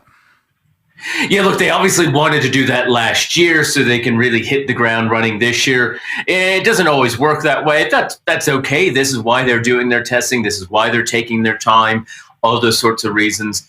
And they will get there. They're making better and bigger progress, which I think is good for them.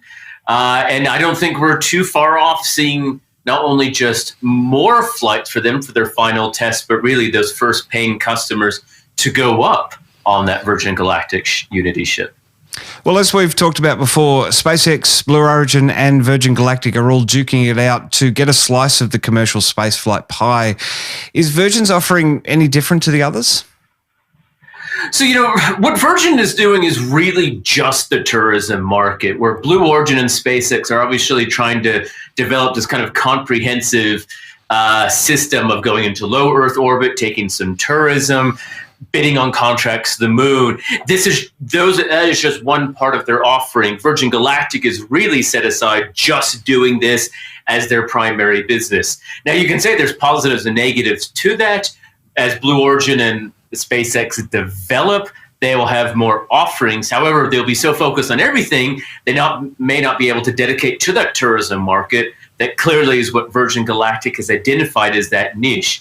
And with how many, thousands of paying customers they already have already, clearly this is something that a lot of people who can also afford it want. So I think they'll have no shortage of customers. The question will be, how long can they continue and how long can they keep it up? Well, competition is good here, Brad, hopefully driving down prices, but sadly, I don't think we're in the target demographic.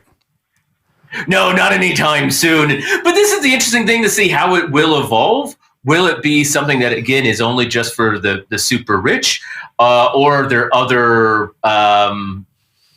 ways that it's going to evolve in the future with groups and that sort of thing? So, just like airplane travel started off as really expensive, then became cheaper, this is likely to be the same thing as well.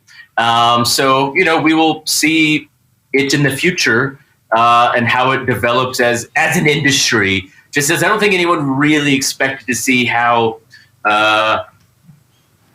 airplanes developed as an industry. Well, next up, we've talked about this a bit over the past few weeks, but it's finally official. The RAAF has announced Space Division to be headquartered in Canberra, Brad. Yeah, look, as he said, we've been building up to this. And again, it's not a surprise that it was not only formally announced, but installed or put in here in Canberra. But this is just showing how quickly they're developing this, from a mention at the Air Force's 100th anniversary to saying who the head of it will be, to talking about budgets, headquarters, buildings, timelines, you name it. It's an exciting thing, I think, to see, and it's an exciting thing to develop. here in Australia, is for the reasons we've talked about before. Well, several divisions of defence will be included in this command, led by Air Vice Marshal Catherine Roberts, who we just saw, with the aim of increasing our capabilities in space. Yeah, and look, this is going to be all about how do we treating space as this infrastructure thing, which it is. How do you protect it? How do you use it? How do you operate it? How do you develop it? How do you advance it? That's a big task, no different than how defense uses airplanes or submarines or personnel. That's what this all encompasses. So it is a big task, and as we've said before, and as we see around the world, how this is becoming a bigger part of defense, this aspect of space. So it's not surprising that Australia is doing this, and it's not surprising they are moving on it so quickly. In fact, when the head of the Air Force mentioned at the 100th anniversary that they were looking into this, they said, look, they were behind and they wanted to move quickly in the next year, and you can generally keep defense's word when they say they're moving fast, they're going to move fast. Now, when we say the RAAF is forming Space Division, we have mentioned this previously, they're not looking to militarise space, rather bring weather, navigation and geospatial information together into one management area to be able to better use the data and share it around the world as well. Yeah, look, this is no different than they have to how to communicate and keep track of their personnel or assets on the ground. It's the same thing in space. This isn't about weapons, but this is just where they have a chunk of stuff and they have to keep track of it, develop it, manage it. It's all those little things that you don't just build a road and stick cars on it and no one manages or upkeeps it, right? It's the same thing in space. And just as the Australian Space Agency is trying to look at assets and develop assets for the private and commercial sector, defense is looking over the military and defense sector. Well, much like our air traffic control oversees 11% of the world's skies, our space footprint is quite large and strategic as well. So Space Division is going to allow us to take ownership of that, as you're saying there. Yeah, look, we really do cover a huge part of space. And that's just something I don't think is fully always appreciated because of our land area of what we cover. And that just means there's a lot of critical reliance, and not even just for Australian interests, but our defense and country allies, support. When it comes to aid and emergency disaster report, again, something defense obviously helps out in. All of those things do matter, and you just need someone to do it. You can't just let it happen magically. People need to be assigned tasks, managed, operated, trained, all those little bits, and this is what this is trying to do. Well, lastly this week, Brad, the Super Blood Total Lunar Eclipse is on this week. It's going to be pretty special. Look, it should be a really amazing thing. It's been a treat for all of Australia. In fact, a large part of the world will be able to see this. And it is a fun thing to be able to see. When we talk a lot about finding, for instance, exoplanets and measuring their atmospheres, as we've talked about before, this is kind of a real physical implementation of some of that science that we're talking about that you can see with your own eyes. And I think that's one of the beautiful things about this. It's just about how interactive it can be to the people without being this far distant thing that we never get to see. Now, I said it was going to be special, Brad. So what makes it so special, this blood moon? So what really is going on is that as the moon passes into the Earth's shadow, what we're seeing is that the moon will darken, but then it will turn red. So the Earth casts a shadow out into space, which is kind of something we don't always think about, that we do cast this shadow out into space. It's obviously a big shadow, and an Earth-sized shadow goes for tens or hundreds of thousands of kilometers. And as the moon passes in that shadow, it darkens.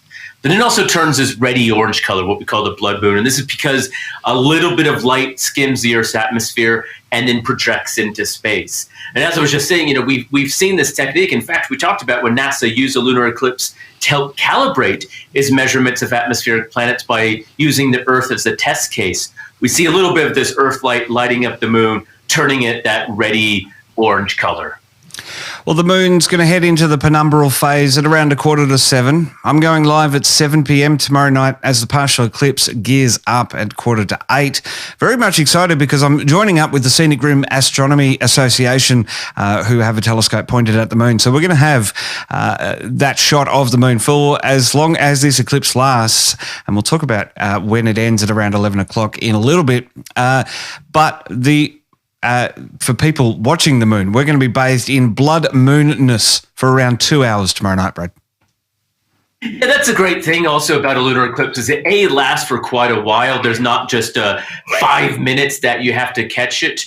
And also, you don't need special equipment. You don't need a telescope. You don't need special glasses because you're looking at the sun. It's just so easy. It is as simple as taking the kids or yourself, ducking out the window, looking at it for 5 minutes, going back outside and doing that a few times. And that's the great thing about it is how accessible this is and how easy it is to see. If you can't find the moon, I can't do much more help for you. I apologize in that. If you can't see the moon because of clouds, that is really bad luck as well. And if you are obscured by clouds, well, hopefully we're not here in Brisbane and Trekzone will have that lunar eclipse. It'll all be wrapped up by 11 p.m, meaning we can be in bed before midnight, Brad. Quite a good time for a midweek astronomical event. Look, people ask, how common is it? I think the rarity of this is just how convenient of a time it is, right? It's either not visible or at 2 a.m. The fact that it's early evening, just after dinner, you don't have to stay up too late. That is a remarkable thing about this eclipse. Well, it marks the beginning of an almost tetrad, a series of 4 big lunar eclipses in 2 years. Yeah, that's right. We had this series quite a while ago, so we haven't had one since 2018. Now entering another series, so we will get most of a total lunar eclipse again in November. But the other 2 afterwards probably won't be really visible here in Australia. So again, it's a great chance to be able to see it, and it's nice that when it works. And again, how visible it is in the entirety of Australia. It's visible, plus New Zealand, into Singapore and Asia. On the west coast of the U.S. and the Americas, you'll catch it, but you have to wake up at about 3 or 3:44 a.m. on the west coast. So not a very convenient time, which is why we appreciate it here in Australia that we can get some sleep afterwards. Absolutely. And if you don't want to wake up on America's East Coast early to catch it, of course, the Trekzone live stream will be available on demand afterwards. Just before we go, Brad, a look ahead to this week's Talkin' Science interview.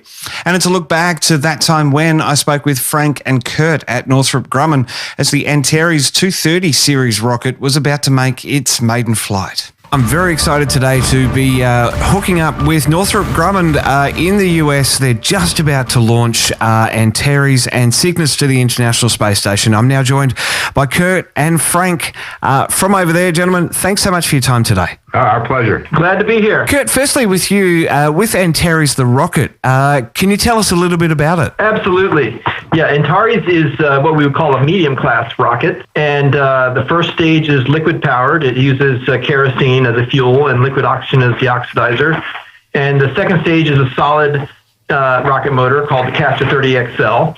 And we carry our mission that we're talking about today is carrying Cygnus into low Earth orbit and dropping them off so that they can do the rest of the mission of carrying the cargo to the space station. So it's a single use, and after the first stage is burned out, then it separates, and then the second stage ignites and carries the Cygnus into orbit from there. That rocket and capsule are now part of NASA's Commercial Resupply Services contract. It's a special edition of That Time When for this week's Thursday show. It'll be available at 12:30 p.m. at GMT. If you're watching us in the future, you know that the card is in the top right of the video. Or if you're listening to us on a podcast, follow the links to the website at trekzone.org. Brad, great to pick apart the stories of the week with you. Let's do it again next week. That's right, and happy eclipse viewing, everyone. Keep up to date with Twitter. Catch new podcasts daily on YouTube. Plus, we're beaming to your favorite podcast app 5 days a week. Just search for Trekzone and subscribe.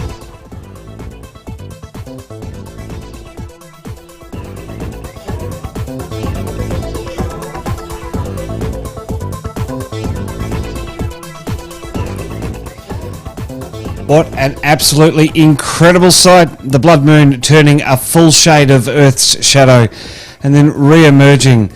Just absolutely incredible pictures, and a huge thank you to the Scenic Rim Astronomical, the Scenic Rim Astronomy Association. Joel there has been a remarkable help in getting this shot to you.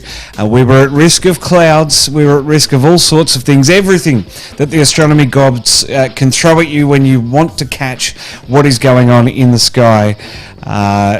They tried, but the scattered clouds here in Brisbane, and especially on the Scenic Rim, cleared and gave us that view. I am so amazed that this whole live stream came together, and I'm so appreciative to everyone that tuned in to check it out, especially to long-time viewer and frequent commenter as well. Love her insights, love having her on the in the comments section. She does exactly what I say: like, follow and subscribe and leave a comment. We have a good chat every now and then. Doc Crusher donating $80 on the super chat today. Absolutely amazing. I really appreciate that, Doc. Thank you. And you are also a Patreon member as well. Can't forget Spooky Moulders as well. She donated $4 for a super sticker. That was awesome. I really appreciate that. All of that is going to go through the YouTube funnel and come through to me as part of the advertising revenue. With that amount of money raised on this stream, I should get a payout within the next week, and that's going to help Trekzone keep on going. I do it because I get the access and I get to meet some amazing people. Coming up, I'm chatting with Robert Hewitt Wolf for a podcast. He, of course, from Deep Space Nine, and more as well. Gene Roddenberry's Andromeda as well. So lining up a chat with him. We've got the Northrop Grumman chat on That Time When tomorrow. Diving into the archive on That Time When over the next few weeks as well. The Canberra road trip coming up at the end of June. Plenty of stuff to be happening. Let's take one last look at that moon. Just absolutely incredible. That is a live shot coming in from the Scenic Rim Astronomy Association. A huge thanks to Joel for that. We are coming out now of the total eclipse into the partial eclipse. That is going to wrap up. The full moon will be back in about an hour's time, but that's it. The best parts are over of this moon watching endeavour. That blood moon was absolutely amazing. Thank you very much for your company, even. Hopefully you enjoyed catching up on Talkin' Science as well. Talkin' Science Reheated. That was pretty cool. For future episodes, don't miss a moment. Subscribe and ring the bell. Going to start clearing some of these graphics out of here because it is time for us to go as well. On YouTube, subscribe and ring the bell to get notifications of our latest episodes. And leave a comment as well, not just in the live chat, but once I hit stop on the stream, you will be able to leave a comment for posterity as well. We're on the podcasting apps as well. Once again, once this episode has finished streaming, we'll strip it out and put it up on the podcasting feed. Maybe, although they were all reheated episodes. Nonetheless, though, we are podcasting 5 days a week into your favourite app, so sign up. And get the latest episodes downloaded straight to your device. And the mailing list is coming back on the website, or if you have a WordPress account, you can follow the website there as well and get emails of our latest posts. All that is on trekzone.org. Leave a comment. I said that on YouTube. Let's chat about this blood moon. What did you think? What was it like? The clouds cleared. How were they for where you were in America? Very early morning here in Australia, getting towards the later part of the evening. But I tell you what, that is where we're going to leave the Trekzone live stream for now. As always, I am Matt Miller for Trekzone. We'll see you again for another live stream really soon. Keep up to date with Twitter. Catch new podcasts daily on YouTube. Plus, we're beaming to your favourite podcast app 5 days a week. Just search for Trekzone and subscribe.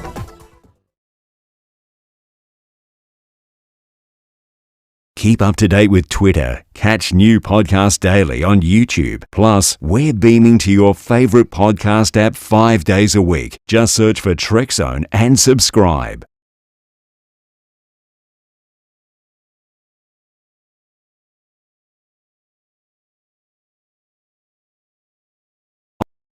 Keep up to date.